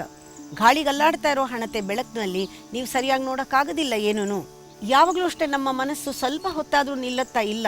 ಥಿಂಕಿಂಗ್ ಮೈಂಡ್ ರಾಟ್ಸ್ ಅಂತ ಹೇಳ್ತಾರೆ, ಅಂದರೆ ಕೊಳುತು ಬಿಡುತ್ತೆ ಮನಸ್ಸು. ಪ್ರತಿ ಯೋಚನೆ ಮಾಡ್ತಾನೇ ಇದ್ದರೆ continuously if you thinking rethinking ಇದಕ್ಕೇನು ಹೇಳ್ತಾರೆ? ವರಿ ಅಂತಾರೆ. ವರಿ ಅಂದರೆ ಏನು? ಅದನ್ನೇ ಪುನಃ ಪದೇ ಪದೇ ಒಂದು ಯೋಚನೆಯನ್ನು ಮಾಡ್ತಾ ಇರೋದನ್ನ ವರಿ ಅನ್ನೋದು. It rots the mind. ನಿಮ್ಮ ಮನಸ್ಸನ್ನು ಅದು ಸಂಪೂರ್ಣವಾಗಿ ಅದು ಹಾಳು ಮಾಡಿಬಿಡುತ್ತೆ, ಮಲಿನ ಮಾಡಿಬಿಡುತ್ತೆ. ನೋಡಿ, ಮನಸ್ಸು ಅನ್ನುತ್ತಾ 3 ಅಕ್ಷರ ಇದು. ಈ ಮನಸ್ಸು ಅನ್ನೋದ್ರಿಂದಲೇ ನಾವು ಮನುಷ್ಯರು. ಆ ಮನುಷ್ಯ ಅಂತ ಬಂದಿರೋದೇ ಆ ಮನಸ್ಸಿರೋದ್ರಿಂದ. ಈ ಮನಸ್ಸಿರೋದ್ರಿಂದಲೇ ಮಾನವ ಅಂತ ಹೇಳ್ತೇವೆ. ಮತ್ತು ಮನಸ್ಸಿಂದಲೇ ಮನುಷ್ಯ ಮನನವನ್ನು ಮಾಡೋದಕ್ಕೆ ಯೋಗ್ಯವಾಗಿದ್ದಾನೆ. ಮನನಕ್ಕೆ ಯೋಗ್ಯ ಮನುಷ್ಯ. ಯಾಕೆ ಅಂದರೆ ಅವನಿಗೆ ಮನಸ್ಸಿದೆ. ಮಾನವ ಅನ್ನೋ ಹೆಸರು ಅದೇನೆ. ಮಾನವನಿಗೆ ಸಾಧನ ಈ ಮನಸ್ಸು. ಒಂದು ದೊಡ್ಡ ಒಂದು ಇನ್ಸ್ಟ್ರೂಮೆಂಟ್, ಬ್ಯೂಟಿಫುಲ್ ಇನ್ಸ್ಟ್ರೂಮೆಂಟ್. ಆದರೆ ಈ ಮನಸ್ಸು ಇಂದ್ರಿಯಗಳ ಸಹವಾಸದಿಂದ ಹೊರಗಡೆ ಕೆಲಸ ಮಾಡ್ತಾ ಇದೆ. ಯಾವಾಗಲೂ ಹೊರಗಡೆ ಕೆಲಸ ಮಾಡಿದ್ರೆ it is with the senses, ಒಳಗಡೆ ಕೆಲಸ ಮಾಡಿದ್ರೆ ಮನಸ್ಸು ಅಹಂಕಾರ. ನೋಡಿ, ಆ ಮನಸ್ಸು ಅನ್ನೋದು ಯಾವ ರೀತಿ ಹೊರಗೂ ಒಳಗೂ ಸಿಕ್ಕಾಕೊಂಡ್ಬಿಟ್ಟಿದೆ. ಹೊರಗಡೆ ಇಂದ್ರಿಯದ ಜೊತೆ ಸೇರಿಕೊಂಡು ವಸ್ತು ವಿಷಯ ವಿಚಾರಗಳಲ್ಲಿ ಯಾವಾಗಲೂ ಲೀನವಾಗಿರುತ್ತೆ. ಒಳಗಡೆ ಅಹಂಕಾರದಲ್ಲಿ ಸೇರಿಕೊಂಡಾಗ ಪಾಸ್ಟ್ ಆ್ಯಂಡ್ ಫ್ಯೂಚರ್, ಯಾವಾಗ ನೋಡಿದ್ರು ಭವಿಷ್ಯತ್ತು, ಆ್ಯಂಟಿಸಿಪೇಷನ್, ಹೋಪ್ಸ್ ಇಟ್ಕೊಂಡಿರುತ್ತೆ. ಯಾವಾಗಲೂ ಹಿಂದಿಂದು ಮೆಲ್ಕು ಹಾಕ್ತಾ ಇರುತ್ತೆ. ಅಂದರೆ ಏನು? ಈ ಮನಸ್ಸಿಗೆ ಪ್ರೆಸೆಂಟ್ ಮೊಮೆಂಟಲ್ಲಿ ಸ್ಥಿರವಾಗಿ ನಿಲ್ಲೋದಕ್ಕಾಗೋದೇ ಇಲ್ಲ. ಇದನ್ನೇ ಹೇಳಿದ್ದು, ಗಾಳಿಗೆ ಹಣತೆ, ಗಾಳಿಗೆ ಅಲ್ಲಾಡ್ತಾ ಇದ್ದಾಗ ಬೆಳಕು ಯಾವ ರೀತಿ ಚೆಲ್ಲಾಟ ಇರುತ್ತೋ, ಬೆಳಕಿನ ಚೆಲ್ಲಾಟದಲ್ಲಿ ನೋಡೋಕ್ಕಾಗೋದಿಲ್ಲ ಏನೂ. ಅಷ್ಟು ಡಿಸ್ಟರ್ಬೆನ್ಸ್ ಇರುತ್ತೆ, ಕ್ಲಾರಿಟಿ ಇರೋದಿಲ್ಲ. ಹಾಗಾಗ್ಬಿಡತ್ತೆ. ಆ ಒಳಗೂ ಹೊರಗೂ ಮನಸ್ಸು ಸಿಕ್ಕಾಕೊಂಡ್ಬಿಟ್ಟಿದೆ. ಯಾವಾಗ ಈ ಮನಸ್ಸು ಹೊರಗಿನ ಆ ಸ್ಥೂಲ ಪ್ರಪಂಚದ ಜೊತೆಗೆ ಡಿಟ್ಯಾಚ್ ಆಗುತ್ತೆ, ಅಂದರೆ ಕನೆಕ್ಷನ್ ಬಿಟ್ಕೊಳ್ಳುತ್ತೆ, ಮತ್ತು ಅಹಂಕಾರದಿಂದ ಬಿಡಿಸ್ಕೊಳ್ಳುತ್ತೆ, ಆಗ ಮಾತ್ರ ಮನಸ್ಸು ಒಳ್ಳೆಯ ಸಾಧನ. ಅಲ್ಲಿವರೆಗೆ ಕೂಡ ಈ ಮನಸ್ಸು ದುರುಪಯೋಗ ಆಗ್ತಾ ಇದೆ. ಎಲ್ಲಿವರೆಗೆ ಮನಸ್ಸು ಗುಲಾಮನಾಗಿರುತ್ತೆ ಇಂದ್ರಿಯಕ್ಕೂ ಮತ್ತು ಅಹಂಕಾರಕ್ಕೂ, ಅಲ್ಲಿವರೆಗೆ ನಮ್ಮ ಸಂಪೂರ್ಣ ಒಂದು ಅಧಿಕಾರ ಮನಸ್ಸೇ ತೆಗೆದುಕೊಂಡಿರುತ್ತೆ. ನಾವು ಗುಲಾಮರಾಗಿರ್ತೇವೆ. ಇದೇ ಇಟ್ಸ್ ಶೋಚನೀಯ ಅಂತಾರೆ. It's irony of life. ಇಷ್ಟೆಲ್ಲ ಶಕ್ತಿ ಇದ್ದರೂ ಕೂಡ ನಮ್ಮ ಮನಸ್ಸಿಗೆಲ್ಲ ಬಿಟ್ಕೊಟ್ಟಿರೋದ್ರೆ ತುಂಬ ಕಷ್ಟಕ್ಕೆ ಬಂದಿರೋದು. ಈ ರೀತಿ ನಾವು ಸಿಕ್ಕಾಕೊಂಡಿರೋದು ಯಾವಾಗ ಶೋಚನೀಯ ಅಂದರೆ, ನಮಗೆ ಗೊತ್ತಾಗಬೇಕು ಈ ಜೀವ ಇದರಿಂದ ಗುಲಾಮಗಿರಿನಲ್ಲಿರೋದು. ಈ ಜೀವಕ್ಕೆ ಪರಮಾತ್ಮನ ಒಂದು ಸ್ವರೂಪ ಗೊತ್ತಾಗದೇ ಇರೋದು, ಬಂಧನ ಆಗಿರೋದು ಜೀವಕ್ಕೆ. ಈ ಮನಸ್ಸು ಯಾವಾಗ ಸಿಕ್ಕಾಕೊಳ್ತು ಇಂದ್ರಿಯಕ್ಕೂ, ಅಂದರೆ ಹೊರ ಪ್ರಪಂಚಕ್ಕೂ ಅಹಂಕಾರಕ್ಕೂ, ಈ ಕರ್ಮಗಳು ಯಾವಾಗ ಸುತ್ತಕೊಳ್ತಾ ಇದೆ ನಮಗೆ, ಭೂತ ಮತ್ತು ಭವಿಷ್ಯತ್ತಲ್ಲಿ ಯಾವಾಗ ಸಿಕ್ಕಾಕೊಂಡಿರ್ತೀವಿ, ಆ ಪ್ರೆಸೆನ್ಸ್ ಅನ್ನೋದು, ಆ ಒಂದು ಪರಮಾತ್ಮನ ಇರುವಿಕೆಯ ಅರಿವು ಯಾವಾಗ ಹೊರಟೋಗುತ್ತೆ, ಆಗ ಜೀವಕ್ಕೆ ಬಿಡುಗಡೆ ಇಲ್ಲ. ಈ ಭಗವದ್ಗೀತೆಯನ್ನು ಸಂಪೂರ್ಣವಾಗಿ ಮನನ ಮಾಡಿ, ಯಾತಕ್ಕೆ ಇದೆಲ್ಲ ಭಗವಂತ ಹೇಳ್ತಾ ಇದ್ದಾನೆ? ಅರ್ಜುನನ ಮನಸ್ಸನ್ನು ತಿಳಿ ಮಾಡೋದಕ್ಕೆ, ಅರ್ಜುನನ ಮನಸ್ಸನ್ನು ಶುದ್ಧ ಮಾಡೋದಕ್ಕೆ. ಮನಃಶುದ್ಧಿ, ವಿಶ್ರಾಂತತೆ ಬೇಕು, ಶುದ್ಧತೆ ಬೇಕು. ಆ ಒಳಗಡೆ ಇರುವಂತಹ ಕಸವೆಲ್ಲ ಯಾತಕ್ಕೆ ಬಂದಿದೆ? ಹೊರಗೆ ಒಳಗೆ ಸಿಕ್ಕಾಕೊಂಡಿರೋದ್ರಿಂದ ಬಂದಿದೆ. ಈ ಕಸವನ್ನೆಲ್ಲನೂ ಕೃಷ್ಣ ಅದನ್ನು ಶೋಧಿಸಿ ತೆಗಿತಾ ಇದ್ದಾನೆ. ಯಾತಕ್ಕೆ? ಈ ಮನಸ್ಸನ್ನೇ ಒಬೀಡಿಯಂಟ್ ಸರ್ವೆಂಟ್ ಟು ದಿ ಸೋಲ್. ಅಂದರೆ ಈ ಮನಸ್ಸೇ ಮಿತ್ರನಾಗಿ, ಮನಸ್ಸೇ ಆ ಆತ್ಮನ ಒಂದು ಸೇವೆ ಮಾಡೋದಕ್ಕೆ ಮಿತ್ರನಾಗಿ ಸಹಾಯ ಮಾಡೋ ಹಾಗೆ ಅರ್ಜುನನಿಗೆ ಕೃಷ್ಣ ಸಹಾಯ ಮಾಡ್ತಾ ಇದ್ದಾನೆ, ಸಹಕಾರ ಕೊಡ್ತಿದ್ದಾನೆ. ನೋಡು, ನಿನ್ನ ಮನಸ್ಸನ್ನು ಒಳಮುಖವಾಗಿ ತಿರುಗಿಸ್ಬೇಕಾದ್ರೆ ಅಹಂಕಾರವನ್ನು ಬಿಡು, ಇಂದ್ರಿಯಗಳನ್ನು ನಿಗ್ರಹ ಮಾಡು, ಆ ಶುದ್ಧವಾದ ಮನಸ್ಸಿಗೆ ಒಂದು ಆಸಕ್ತಿಯನ್ನು ಉಂಟು ಮಾಡು. ಒಳಗಡೆ ಹೋಗೋದಕ್ಕೆ ಆಸಕ್ತಿಯುತವಾದ ಮನಸ್ಸು, when you give total interest create ಮಾಡು, ಕಲ್ಟಿವೇಟ್ ಮಾಡು. ಅದಕ್ಕೆ ಇದೆಲ್ಲ ಬೇಕು. ಆಶ್ರಮಕ್ಕೆ ಹೋಗಬೇಕಾದ್ರೆ ಹೋಗೋದು ಯಾಕೆ, ದೇವಸ್ಥಾನಕ್ಕೆ ಹೋಗೋದು ಯಾಕೆ, ಜಪತಪಗಳನ್ನು ಮಾಡೋದು ಯಾಕೆ? ಟು ಕ್ರಿಯೇಟ್ ಇಂಟ್ರೆಸ್ಟ್, ಒಳಗಿನ ಆನಂದವನ್ನು, ಆ ಒಳಗಿನ ರುಚಿಯನ್ನು ತೋರಿಸೋದಕ್ಕೆ ಮನಸ್ಸಿಗೆ ನಾವು ಒಂದು ಆಸಕ್ತಿಯನ್ನು ಉಂಟು ಮಾಡೋಕ್ಕೆ ಇವೆಲ್ಲ. ಅದಕ್ಕೆ ಹೇಳಿದೆ, guru is the right person who creates a context or he creates a situation. ಅದರಿಂದ ಗುರು ಸನ್ನಿಧಾನ ಮತ್ತು ಸತ್ಸಂಗ ಇವೆಲ್ಲ ಬೇಕಾಗುತ್ತೆ. ಇಲ್ಲಿ ತಿತಿಕ್ಷೆ ಅಂದರೆ ಏನು ಅನ್ನೋದು ನಿನ್ನೆ ಪ್ರಾರಂಭ ಮಾಡಿದ್ವಿ, ಇವತ್ತು ನಿಮಗೆ ಗೊತ್ತಾಗ್ತಾ ಇದೆ. ಇಲ್ಲಿ ತಿತಿಕ್ಷೆ ಅಂದರೆ ನಿನ್ನೆ ನಿಮಗೆ ಗೊತ್ತಾಯಿತು, ಬಿಡುಗಡೆಯ ಮನಸ್ಸು ತಿತಿಕ್ಷೆಯಲ್ಲಿದೆ, ಅಂದರೆ ಅದು ಸಮಾಧಾನವಾಗಿದೆ ಅಂತ. ಇವತ್ತು ಅನುಬಂಧ 5ರಲ್ಲಿ ಯಾವ್ಯಾವ್ದು ಮುಗಿಸಿದ್ದೀವಿ ಅಂತ ನೋಡೋಣ. ಇವತ್ತುವರೆಗೂ ತತ್ವ ಅಂದರೆ ಏನು ಅನ್ನೋದು ಒಂದು ಸ್ವಲ್ಪ ಪರಿಚಯ ಆಗಿದೆ. ಆಮೇಲೆ ಇಂದ್ರಿಯವನ್ನು ಏನು ಮಾಡಬೇಕು ಅನ್ನೋದು ಹೇಳ್ತಾ ಬಂದಿದ್ದೀನಿ. ಮತ್ತು ಬುದ್ಧಿಯೋಗದಲ್ಲಿ ಬುದ್ಧಿಯನ್ನು ಯಾವ ರೀತಿ, ಬುದ್ಧಿವಂತನಿಂದ ಬುದ್ಧಿಯುಕ್ತನಾಗೋದು ಹೇಗೆ ಅನ್ನೋದು ಕೂಡ ನಾವು ನೋಡಿದ್ವಿ. ತಿತಿಕ್ಷೆ ಅನ್ನೋದನ್ನು ನೋಡಿದ್ವಿ. ಈಗ ಕೊನೆಯದು ವ್ಯವಸಾಯ ಅಂತ. ಅನುಬಂಧ 5ರಲ್ಲಿ 5ನೇದು ಇವತ್ತು ವ್ಯವಸಾಯ. ವ್ಯವಸಾಯಾತ್ಮಿಕ ಬುದ್ಧಿ ರೇಖೆ ಕುರು ನಂದನ. ಕೃಷ್ಣ ಹೇಳ್ತಾನೆ ವ್ಯವಸಾಯ ಮಾಡಬೇಕು ಅಂತ. ಈ ವ್ಯವಸಾಯ ಅನ್ನೋದು ಅದು ಸಾಧನೆ. ಇದನ್ನು ಯಾವತ್ತೋ ಒಂದಿನ ಹುಣ್ಣಿಮೆಗೆ ಒಂದ್ಸತಿ, ಅಮಾವಾಸ್ಯೆಗೆ ಒಂದ್ಸತಿ ಮಾಡಿಬಿಟ್ಟು, ಅಥವಾ ಹಬ್ಬದ ದಿವಸಗಳಲ್ಲಿ ದೇವ್ರ ಪೂಜೆ ಮಾಡಿಬಿಟ್ಟು ಆ ವ್ರತ ಮಾಡ್ತೀನಿ ಅಂತ ಯಾವತ್ತೋ ಒಂದಿನ ಮಾಡೋದಲ್ಲ. ನಮ್ಮ ಜೀವನ ಅನ್ನೋ ಕಾಲ ಏನಿದೆ, ಸಮಯ ಇದಕ್ಕಾಗೇ ಇದೆ ಅನ್ನೋದು ನಾವು ಪೂರ್ತಿ ಮನಗಂಡಬೇಕು.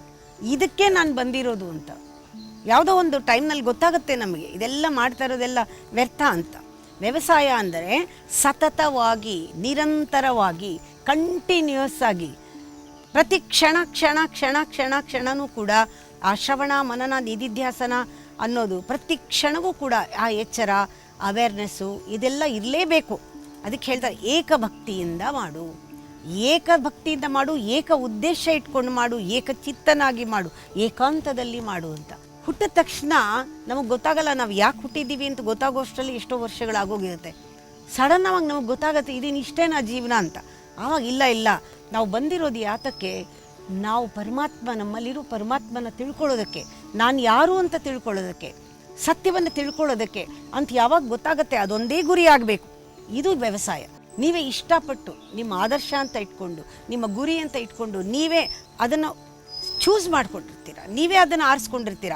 ಇದು ನನ್ನ ಜೀವನ, ಇದಕ್ಕೆ ನಾನು ಜೀವನನೇ ಕೊಡ್ತೀನಿ, ಇದು ನನ್ನ ಗುರಿ ಅಂತ. ಅದೇ ನಿಮ್ಮನ್ನು ಸುಸ್ತು ಮಾಡ್ತಾ ಇದೆ, ಅದರಿಂದ ಕಾಯಿಲೆಗಳು ಬರ್ತಾ ಇದೆ. You are tired by your own action. ಯಾಕಿದು ಅಂದರೆ ಇಲ್ಲಿ ಸ್ಪಿರಿಚುಯಾಲಿಟಿ ಇಲ್ಲ, ಸ್ಪಿರಿಚುವಲ್ ಡಿಸಿಪ್ಲಿನ್ ಇಲ್ಲ. ಮಾಡ್ತಾ ಇರೋ ಕರ್ಮದಲ್ಲಿ ಆ ಕರ್ಮಯೋಗ ಏನು ಮಾಡ್ತಾ ಇದ್ದೀರಾ ಅದಕ್ಕೆ ಸ್ಪಿರಿಚುವಲ್ ಪರ್ಪಸ್ ಗೊತ್ತಾಗ್ತಾ ಇಲ್ಲ. ನೀನು ಯಾಕೆ ಮಾಡ್ತಾ ಇದೀಯ ಅಂತ ನಿನಗೆ ಗೊತ್ತಾಗ್ತಾ ಇಲ್ಲ. ಈ ಸಂಸಾರ, ವ್ಯಾಪಾರ, ವ್ಯವಹಾರ ಎಲ್ಲ ಯಾಕಿದೆ ಅಂತ ನಿಂಗೆ ಗೊತ್ತೇ ಇಲ್ಲ. ಮೂಲಭೂತವಾಗಿ ಪ್ರಕೃತಿಯಲ್ಲಿ ನಾವು ಮಾಡ್ತಾ ಇರೋದೆಲ್ಲ ನಮ್ಮನ್ನು ತಿಳ್ಕೊಳ್ಳೋಕ್ಕಾಗೇ ಇದೆ. ಇದೊಂದು ಪರಮ ಸತ್ಯ ನೀವು ತಿಳ್ಕೋಬೇಕು. ಈ ಸಂಸಾರ ಆಗಲಿ, ಸಂಬಂಧಗಳಾಗಲಿ ಎಲ್ಲವೂ ಕೂಡ ಇರೋದು ನನ್ನನ್ನು ನಾನು ತಿಳ್ಕೊಳ್ಳೋದಕ್ಕೆ. ಇದಕ್ಕೆ ನಾನು ಬಳಸ್ಕೋಬೇಕಿದೆಲ್ಲ. ಇವೆಲ್ಲ ಯಾವುದೂ ಅಲ್ಟಿಮೇಟ್ ಅಲ್ಲ. ನಿಮ್ಮ ಜೀವನನೇ ನೋಡಿ, ನೀವೇನೋ ಒಂದು ಪ್ರೊಫೆಷನ್ನು ಭಾಳ ಇಷ್ಟಪಟ್ಟು ಮಾಡ್ತಿರ್ತೀರ. ಸ್ವಲ್ಪ ದಿನಕ್ಕೆ ಅದು ಬೋರ್ ಆಗುತ್ತೆ. ಅಯ್ಯೋ, ನಾನು ಡಾಕ್ಟ್ರ್ ಆಗಿದ್ದರೆ ಚೆನ್ನಾಗಿರೋದೇನೋ, ನಾನು ಕಲಾವಿದ ಆಗಿದ್ದರೆ ಚೆನ್ನಾಗಿರೋದೇನೋ, ನಾನು ಫಿಲ್ಮ್ ನೋಡ್ತೀರಾ, ನಾನು ಫಿಲ್ಮ್ ಆ್ಯಕ್ಟರ್ ಆಗಿದ್ದರೆ ಚೆನ್ನಾಗಿರೋದೇನೋ. ಹೀಗೆ ನಮ್ಮ ಮನಸ್ಸು ಬದಲಾಗ್ತಾನೇ ಇರುತ್ತೆ. ಒಂದು ಗುರಿ ಇಲ್ಲ, ಒಂದು ಡಿಸಿಷನ್ ಇಲ್ಲ. ಇದು ನೋಡಿ ಯಾತಕ್ಕೆ ನಿಮ್ಮ ಬುದ್ಧಿ ಡೋಲಾಯಮಾನವಾಗಿದೆ. ಯಾವಾಗಲೂ ಕೂಡ ಬೇಕು ಬೇಡ, ಈಗ ಬೇಕು ಇದು ಬೇಡ, ಎರಡು ಒಂದೊಂದು ಸತಿ ಬೇಕು ಬೇಡಗಳು ಒಟ್ಟಿಗೆ ಬರುತ್ತೆ. ಇದು ಬಹಳ ಹೋಪ್ಲೆಸ್ ಸ್ಟೇಟ್, ಇದು ಆಂಗ್ವಿಷ್ ಅಂತ ಹೇಳ್ತಾರೆ. ಎರಡು ಒಟ್ಟಿಗೆ ಇದು ಬೇಕು ಅನಿಸ್ತಾ ಇರುತ್ತೆ, ಅದು ತಕ್ಷಣವೇ ಬೇಡ, ಸೈಮಲ್ಟೇನಿಯಸ್ ಆಗಿ. ಯಾಕೆ ಇದು ಸ್ಥಿರವಾಗಿಲ್ಲ ಬುದ್ಧಿ? ಈ ಬುದ್ಧಿ ಯಾಕೆ ಪೆಂಡುಲಮ್ ಥರ ಅಲ್ಲಾಡ್ತಾ ಇದೆ? ಯಾಕೆಂದರೆ ಅಹಂಕಾರದ ಮಾತು ಕೇಳ್ತಾ ಇರೋದು ಒಂದೇ ಒಂದು ಕಾರಣ.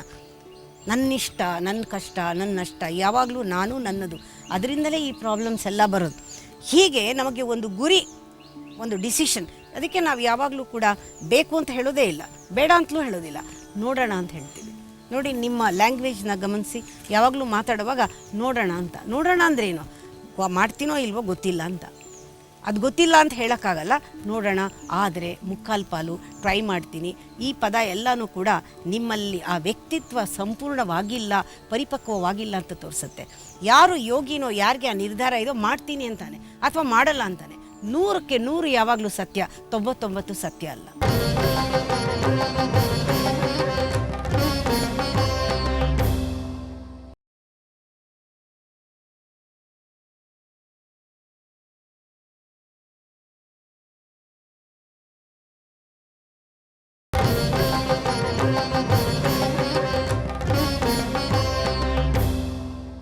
ಒಂದು ಹೆಜ್ಜೆ ಬಿಟ್ಟು ಮೋರಿ ಹಾರಿದ್ರೆ ನೀವು ಎಲ್ಲಿರ್ತೀರ? ಹಾರ್ತೀರಾ? ಒಳಗಡೆ ಬಿದ್ದಿರ್ತೀರ.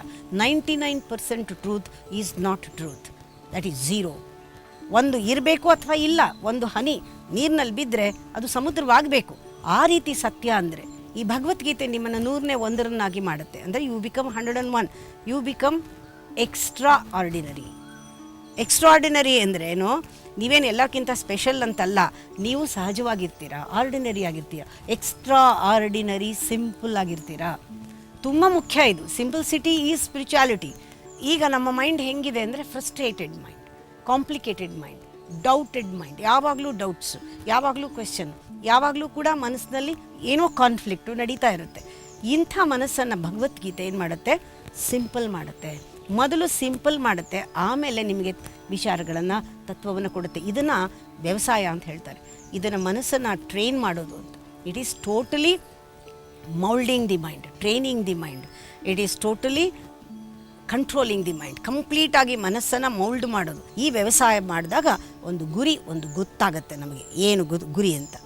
ಎಷ್ಟೋ ರುಚಿಗಳು 10 ಜೀವನದಲ್ಲಿ, ಸೊಗಸುಗಳು 10, ಆದರೆ ಗುರಿ ಮಾತ್ರ ಒಂದೇ ಇರಬೇಕು. ಯಾವಾಗಲೂ ಕೂಡ ಒಂದೇ ಗುರಿ ಇರಬೇಕು.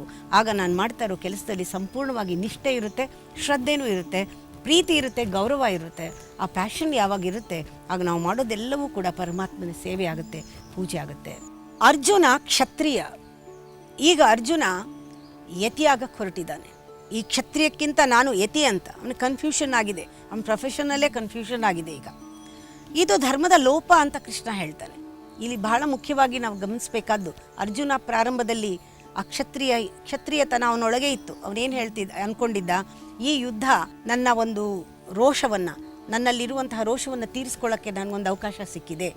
ದುರ್ಯೋಧನನ ನಾನು ಹರಣ ಮಾಡ್ತೇನೆ, ರಕ್ತಪಾತ ಆಗಲಿ, ನನ್ನ ಒಂದು ವೀರತ್ವವನ್ನು ಪ್ರದರ್ಶನ ಮಾಡ್ತೇನೆ, ನನ್ನ ದ್ರೌಪದಿಗೆ ಸೀರೆ ಸೆಳೆದಂಥ ದುಶ್ಯಾಸನಿಗೆ ಒಂದು ವಧೆ ಆಗಬೇಕು. ಈ ಚಿಂತನೆ ಅವನ ತಲೆನಲ್ಲಿ ಇತ್ತು, ಆ ರೋಷ ಇತ್ತು. ಈ ಕೃಷ್ಣನ ಮಾತುಗಳನ್ನು ಕೇಳ್ತಾ ಕೇಳ್ತಾ ಕೃಷ್ಣ ಅವನಿಗೆ ಧ್ಯಾನ ಕೊಡ್ತಾನೆ, ಆತ್ಮದ ಉಪದೇಶ ಮಾಡ್ತಾನೆ. ಆತ್ಮೋಪದೇಶ ಆದಮೇಲೆ ಅವನಿಗೇನು ಗೊತ್ತಾಗುತ್ತೆ? ಓಹೋ, ಇದು ಆನಂದ ಅನ್ನೋದು ನನ್ನಲ್ಲೇ ಇದೆ, ತೃಪ್ತಿ ನನ್ನಲ್ಲೇ ಇದೆ, ನೆಮ್ಮದಿ ನನ್ನಲ್ಲೇ ಇದೆ. ನಾನು ಯುದ್ಧ ಮಾಡಿದ ಮೇಲೆ ಇದು ಸಿಗುತ್ತೆ ನನಗೆ. ಯುದ್ಧ ಮಾಡಿದ ಮೇಲೆ ನನಗೆ ಸುಖ, ಸಂತೋಷ, ಇದನ್ನು ನಾನು ಮಾಡಲೇಬೇಕು, ಇದು ಮಾಡಿದ್ರೆ ನನಗೆ ಸಮಾಧಾನ ಅಂತ ಹೊರಟಿದ್ದ. ಈಗೆಲ್ಲವೂ ನನ್ನೊಳಗೆ ಇದೆ ಅಂತ ಗೊತ್ತಾದ ಮೇಲೆ ಅರ್ಜುನ ಹೇಳ್ತಾ ಇದ್ದ, ನಾನು ಯುದ್ಧ ಮಾಡೋದಿಲ್ಲ ಅಂತ. ಅಂದರೆ ಯತಿ ಆಗ್ತೀನಿ, ನಾನು ಧ್ಯಾನ ಮಾಡ್ತೀನಿ, ಯಾರ ಕೈಲಾದರೂ ಯುದ್ಧ ಮಾಡಿಸ್ಕೋ, ಈ ಪಾಪ ನನಗೆ ಬೇಡ ಅಂತ. ಇದು ಧರ್ಮ ಲೋಪ ಅಂತ ಕೃಷ್ಣ ಹೇಳ್ತಾ ಇದ್ದಾನೆ. ಜೀವನದ ಸಾರ್ಥಕತೆಗೆ ಮೊದಲು ನೀನು ಸಿದ್ಧತೆಯನ್ನು ಮಾಡ್ಕೋ. ಜೀವನ ಇದರಿಂದ ಸಾರ್ಥಕವಾಗೋದಿಲ್ಲ. ನೀನು ಮಾಡುವ ಕೆಲಸನ ಮಾಡಲೇಬೇಕು. ನಿನ್ನ ಉದ್ದೇಶವನ್ನು ನಿಷ್ಕರ್ಷೆ ಮಾಡು. ಕ್ಷಣಕಾಲ ಅತ್ತ ಇತ್ತ ಕಣ್ಣನ್ನು ತಿರುಗಿಸ್ಬೇಡ. ಒಂದು ಗುರಿಯನ್ನು ಇಟ್ಕೊಂಡ್ರೆ ಆ ಕಡೆ ಈ ಕಡೆ ನೀನು ಕಣ್ಣನ್ನು ತಿರುಗಿಸ್ಬೇಡ. ಅದು ಅವರಿವರ ಮಾತಿಗೆ ನೀನು ಮನಸ್ಸನ್ನು ಕೊಡಬೇಡ. ನಿನ್ನ ಮನಸ್ಸು ಯಾವುದಕ್ಕೂ ಸೋಲಬಾರ್ದು. ಕಣ್ಣನ್ನು ಆ ಕಡೆ ಈ ಕಡೆ ತಿರುಗಿಸ್ಬಾರ್ದು. ನೀನು ಗುರಿಯನ್ನು ಇಟ್ಕೋ. ನೀನು ಯುದ್ಧ ಮಾಡಬೇಕು, ಇದು ಧರ್ಮಯುದ್ಧ, ನೀನು ಕ್ಷತ್ರಿಯ ಮಾಡಲೇಬೇಕು ಅಂತ ನಿಶ್ಚಯವಾಗಿ ಹೇಳ್ತಾ ಇದ್ದಾನೆ. ಇದರಲ್ಲಿ ನಾವು ಎಷ್ಟೋ ಸತಿ ನಮ್ಮ ಸ್ವಭಾವದಿಂದನೇ ಎಷ್ಟೋ ಕರ್ಮಗಳು ಮಾಡೋದಿರುತ್ತೆ. ಆದರೆ ನಮಗೆ ಅದು ಗೊತ್ತಾಗಕ್ಕೆ ಮುಂಚೆನೇ ನಾವು ಅವ್ರಿವ್ರ ಮಾತು ಕೇಳಿ ಆ ಕೋರ್ಸ್ ತಗೋ, ಈ ಕೋರ್ಸ್ ತಗೋ, ಅವ್ರು ಹೇಳ್ತಾರೆ. ಅಪ್ಪ ಅಮ್ಮ ಮನಸ್ಸಿನಲ್ಲಿ ನೀವು ಡಾಕ್ಟರ್ ಆಗಬೇಕಂತಿರುತ್ತೆ, ತಾಯಿ ಮನಸ್ಸಿನಲ್ಲಿ, ಅಜ್ಜಿ ಮನಸ್ಸಿನಲ್ಲಿ ನೀವು ಇಂಜಿನಿಯರ್ ಆಗಬೇಕು ಅಂತಿರುತ್ತೆ. ನಿಮ್ಮ ಫ್ರೆಂಡ್ಸ್ ಎಲ್ಲರೂ ಕೂಡ ಅವರೆಲ್ಲ ಆರ್ಟ್ಗೆ ಹೋಗಿರ್ತಾರೆ, ನೀವು ಆರ್ಟ್ ಆಗಬೇಕು, ನೀವು ಏನಾಗಬೇಕು ನಿಮಗೆ ಗೊತ್ತಿಲ್ಲ. ಈ ಸ್ಥಿತಿನಲ್ಲಿ ನಾವು ಎಷ್ಟೋ ವರ್ಷಗಳು ಕಳೆದು ಬಿಡ್ತೀವಿ. ಕೊನೆಯಲ್ಲಿ ನಾನು ಇದಾಗಿದ್ದರೆ ಚೆನ್ನಾಗಿರೋದು, ಅದಾಗಿದ್ದರೆ ಚೆನ್ನಾಗಿರೋದು, ಕೊನೆಯಲ್ಲಿ ಏನೋ ಒಂದು ಆದರ್ಶಗಳಿಂದ ನಾವು ಕೆಲಸ ಮಾಡೋಕ್ಕೆ ಶುರು ಮಾಡ್ತೀವಿ. ಆಮೇಲೆ ಅದರಲ್ಲೂ ಕೂಡ ನಮಗೆ ಟಯರ್ಡ್ನೆಸ್, ಮಾಡೋದಕ್ಕೆ ಅನಾಸಕ್ತಿ ಉಂಟಾಗುತ್ತೆ. ಇದೇ ನಾವು ತಿಳ್ಕೊಳ್ಬೇಕಾಗಿರೋದು. ಎಲ್ಲಿ ಆ ಸ್ಪಿರಿಚುಯಾಲಿಟಿ ಅನ್ನೋದನ್ನು ನಾವು ಜೀವನದಲ್ಲಿ ತರೋದಿಲ್ಲ, ಆ ಸ್ಪಿರಿಟ್ ಅನ್ನೋದು ಯಾವಾಗ ಇರೋದಿಲ್ಲ, ಆಗ ಅದೇ ನಮಗೆ ಬಂಧನವಾಗುತ್ತೆ. ಈ 2ನೇ ಅಧ್ಯಾಯ ಮುಗಿಯುತ್ತೆ. 3ನೇ ಅಧ್ಯಾಯ ಪ್ರಾರಂಭವಾಗುತ್ತೆ. ಇದಕ್ಕೆ ಮಧ್ಯದಲ್ಲಿ ಬಹಳ ಮುಖ್ಯವಾದ ಸಮಯ ಇದು. ಗುರುವಿನ ಒಂದು ಅನುಗ್ರಹ ಎಷ್ಟು ಬೇಕು ಮುಂದಕ್ಕೆ ಹೋಗೋಕ್ಕೆ. ಅರ್ಜುನ ಈಗ ಯುದ್ಧಕ್ಕೆ ಸಿದ್ಧನಾಗಿರೋ ಅರ್ಜುನ, ಕೃಷ್ಣ ಅವನನ್ನು ಆಯ್ಕೆ ಮಾಡಿದ್ದಾನೆ. 5 ಜನ ಪಾಂಡವರಲ್ಲಿ ಇವನೇ ಧರ್ಮಯುದ್ಧಕ್ಕೆ ಲಾಯಕ್ಕಂತ ಅವನನ್ನು ಆಯ್ಕೆ ಮಾಡಿ ತಾನು ಸಾರಥಿಯಾಗಿ ಅವನನ್ನು ಕರ್ಕೊಂಡು ಹೋಗಿ ಯುದ್ಧ ಭೂಮಿನಲ್ಲಿ ನಿಲ್ಲಿಸಿದ್ದಾನೆ. ಇನ್ನೇನು ಪ್ರಯಾಣ ಶುರು ಮಾಡಬೇಕು. ಅರ್ಜುನ ಈಗ ಅನಾಸಕ್ತಿಯಿಂದ ನನಗೆ ಯುದ್ಧ ಬೇಡ, ನನಗಿದರಲ್ಲಿ ಆಸಕ್ತಿ ಇಲ್ಲ, ಪಾಪ ಭಯದಿಂದ ನಾನು ನರಳ್ತಾ ಇದ್ದೀನಿ, ನನಗೆ ಈಗ ಬಿಟ್ಟುಬಿಡು. ಈ ಧ್ಯಾನದಿಂದ ನೀನು ಕೊಟ್ಟಂತಹ ಉಪದೇಶದಿಂದ ನನಗೆ ಗೊತ್ತಾಗಿದೆ, ಶಾಂತಿ ಸಮಾಧಾನ ನನ್ನಲ್ಲೇ ಇದೆ, ನಾನು ಹೋಗ್ತೀನಿ, ಈ ಪಾಪದ ಕೆಲಸ ಯಾರ ಕೈಲಾದರೂ ಮಾಡಿಸು ಅಂತ ನಿಂತಿದ್ದಾನೆ. ಅಂದರೆ ಕೃಷ್ಣನ ಸ್ಥಿತಿಯನ್ನು ನೀವಿಲ್ಲಿ ನೋಡಬೇಕು, ಅರ್ಜುನ ಸ್ಥಿತಿಗಿಂತ. ಈಗ ಕೃಷ್ಣ ಯುದ್ಧಕ್ಕೆ ಎಲ್ಲವನ್ನೂ ತಯಾರು ಮಾಡಿದ್ದಾನೆ, ಧರ್ಮಯುದ್ಧ ಆಗಬೇಕು. ಅಂದರೆ ಪರಮಾತ್ಮ ನಮ್ಮೊಳಗೆ ಸದಾ ಈ ಜೀವಾತ್ಮನ ಏಳಿಗೆಯನ್ನೇ, ಅಂದರೆ ನಮ್ಮ ಉದ್ಧಾರವನ್ನೇ ಪರಮಾತ್ಮನಿಗೂ ಬೇಕಾಗಿರೋದು. ಈಗ ಈ ಕೃಷ್ಣನ ಒಂದು ಸಂದಿಗ್ಧ ಪರಿಸ್ಥಿತಿಯನ್ನು ನೋಡಿ ಅರ್ಜುನನ ಸೆಲೆಕ್ಟ್ ಮಾಡಿದ್ದಾನೆ, ಯುದ್ಧಕ್ಕೆ ಆಯ್ಕೆ ಮಾಡಿದ್ದಾನೆ. ಈಗ ಅರ್ಜುನ ಕೈ ಕೊಡ್ತಾ ಇದ್ದಾನೆ, ನಾನು ಯುದ್ಧ ಮಾಡೋದಿಲ್ಲ ಅಂತ. ಇಲ್ಲಿ ನಾವು ಗಮನಿಸಬೇಕಾಗಿರೋ ಅಂಶ ಇದು. ಪ್ರತಿ ಕ್ಷಣವೂ ಒಳಗಿಂದ ನಮಗೆ ಸಂದೇಶಗಳು ಬರ್ತಾನೇ ಇದೆ. ಸರ್ವಾಂತರ್ಯಾಮಿಯಾಗಿರುವಂತಹ ಪರಮಾತ್ಮ ನಮ್ಮಲ್ಲಿ ಅಂತರ್ಯಾಮಿಯಾಗಿ ನಿರಂತರವಾಗಿ ಕೂತು ಪ್ರತಿ ಕ್ಷಣವೂ ನಮಗೆ ಸಂದೇಶವನ್ನು ಕೊಡ್ತಾನೇ ಇದ್ದಾನೆ. ಕೃಷ್ಣ ಯಾವಾಗಲೂ ಕೂಡ ಆವಾಗವಾಗ ಎಚ್ಚರಿಕೆಯನ್ನು ಕೊಡ್ತಾನೆ ಇರ್ತಾನೆ, ಕಾಷನ್ ಕೊಡ್ತಾ ಇರ್ತಾನೆ. ಅದಕ್ಕೆ ನೀವು ಗಮನಿಸಬೇಕಾಗಿರೋ ಅಂಶ ಏನು ನಿಮ್ಮ ಹೋಮ್ವರ್ಕ್ನಲ್ಲಿ ಅಂದರೆ, ನಾಳೆಯಿಂದ 3ನೇ ಅಧ್ಯಾಯ ಪ್ರಾರಂಭವಾಗುತ್ತೆ. ಅದಕ್ಕೆ ಮುಂಚಿತವಾಗಿ ಗಮನಿಸ್ಕೊಳ್ಳಿ. ನೀವು ಮಾಡ್ತಾ ಇದ್ದರೆ, ತಪ್ಪು ಮಾಡ್ತಾ ಇರುವಾಗ ಒಂದೊಂದ್ಸತಿ ಮಾಡಿದ ಮೇಲೆ ಗೊತ್ತಾಗುತ್ತೆ, ಪರವಾಗಿಲ್ಲ, ಇದುವರೆಗೂ ಗೊತ್ತಾಗಿರಲಿಲ್ಲ, ಅಥವಾ ಅಟ್ಲೀಸ್ಟ್ ಮಾಡಿದ ಮೇಲಾದರೂ ಗೊತ್ತಾಯ್ತಲ್ಲ. ಈ ಮಾಡಿದ ಮೇಲೆ ಗೊತ್ತಾಗೋದನ್ನು ಮೆಂಟಲ್ ರಿಯಲೈಸೇಷನ್ ಅಂತ ಹೇಳ್ತಾರೆ. ಮೆಂಟಲ್ ಲೆವೆಲ್ನಲ್ಲಿ ಮಾಡ್ತಾ ಇರುವಾಗಲೇ ಗೊತ್ತಾಗುತ್ತಲ್ಲ, ಅದನ್ನು ಇಂಟೆಲೆಕ್ಚುಯಲ್ ರಿಯಲೈಸೇಷನ್ ಅಂತ ಹೇಳ್ತಾರೆ. ಬುದ್ಧಿನಲ್ಲಿ ಗೋಚರವಾಗುತ್ತದು. ಕೃಷ್ಣ ಒಳಗಿಂದ ಸಂದೇಶವನ್ನು, ಗೀತೆಯನ್ನು ಹೇಳ್ತಾನೇ ಇದ್ದಾನೆ. ಪ್ರತಿಯೊಬ್ಬರಲ್ಲೂ ಭಗವದ್ಗೀತೆ ಯಾವತ್ತಿಂದೋ ಅಲ್ಲ, ಇವತ್ತು ಕೂಡ ಮೊಳಗ್ತಾ ಇದೆ ಒಳಗಡೆ. ಶಂಖನಾದದ ಹಾಗೆ ಓಂಕಾರದ ಧ್ವನಿಯಲ್ಲಿ 4 ವೇದಗಳು ಒಳಗಡೆ ಮೊಳಗ್ತಾ ಇದೆ. ಭಗವದ್ಗೀತೆ ಅದರಿಂದ ಬರ್ತಾ ಇದೆ. ಆದರೆ ನಮಗೆ ಪೇಷನ್ಸು, ತಿತಿಕ್ಷೆ, ಅದೇ ಸಮಾಧಾನದಿಂದ ನಾವು 1-2 ನಿಮಿಷ ಕೂತು ನಾವು ಒಳಗಡೆ ನೋಡಿಕೊಂಡಾಗ ನಮಗೆ ಗೊತ್ತಾಗುತ್ತೆ, ಒಳಗಡೆಯಿಂದ ಸಂದೇಶ ಬರುತ್ತೆ ಅಂತ. ನಾಳೆವರೆಗೂ ಗಮನಿಸಿ. ಮಾಡ್ತಾ ಇರುವಾಗಲೂ ಗೊತ್ತಾಗುತ್ತೆ, ಮಾಡಿದ ಮೇಲೂ ಗೊತ್ತಾಗುತ್ತೆ, ಮಾಡೋಕ್ಕೆ ಮುಂಚೆನೂ ಗೊತ್ತಾಗುತ್ತೆ. ಹೊರಗಡೆ ಏನೇ ಪ್ರಪಂಚದಲ್ಲಿ ಸಂದರ್ಭಗಳ ವ್ಯತ್ಯಾಸ ಆದರೂ ನಾವು ಧೈರ್ಯವಾಗಿರ್ತೀವಿ. ಯಾಕೆಂದರೆ ಅವನ ಸಂಘದಲ್ಲಿರ್ತೀವಿ, ಯಾಕೆಂದರೆ ಅವನು ಹೇಳಿದ್ದನ್ನೇ ಮಾಡ್ತಾ ಇರ್ತೀವಿ. ಅವನು ಹೇಳಿದ್ದು ಯಾವತ್ತೂ ಕೂಡ ಸರಿಯಾಗೇ ಇರುತ್ತೆ. ಈ ಧರ್ಮ ಒಳಗಡೆಯಿಂದ ಪ್ರಚೋದನೆ ಆಗುತ್ತಲ್ಲ, ಇದು ಎಲ್ಲರಿಗೂ ಆಗಬೇಕಾಗಿರೋದು. ಅದರಿಂದ ನಿಮ್ಮ ಹೋಮ್ವರ್ಕ್ ಇಷ್ಟೇನೇ. ನೀವು ಗಮನಿಸಿ, ತಪ್ಪುಗಳಾಗುತ್ತೆ, ಆಗಲಿ ಪರವಾಗಿಲ್ಲ, ಸರಿ ತಪ್ಪುಗಳು ನಡೀತಾನೆ ಇರುತ್ತೆ, ಆದರೆ ನಮಗೆ ಗೊತ್ತಾಗೋದು ಮುಖ್ಯ. ನಾಳೆ 3ನೇ ಅಧ್ಯಾಯ ಪ್ರಾರಂಭ ಮಾಡೋಣ. ನಾಳೆ ನಿಮ್ಮನ್ನು ಪುನಃ ನೋಡ್ತೀನಿ.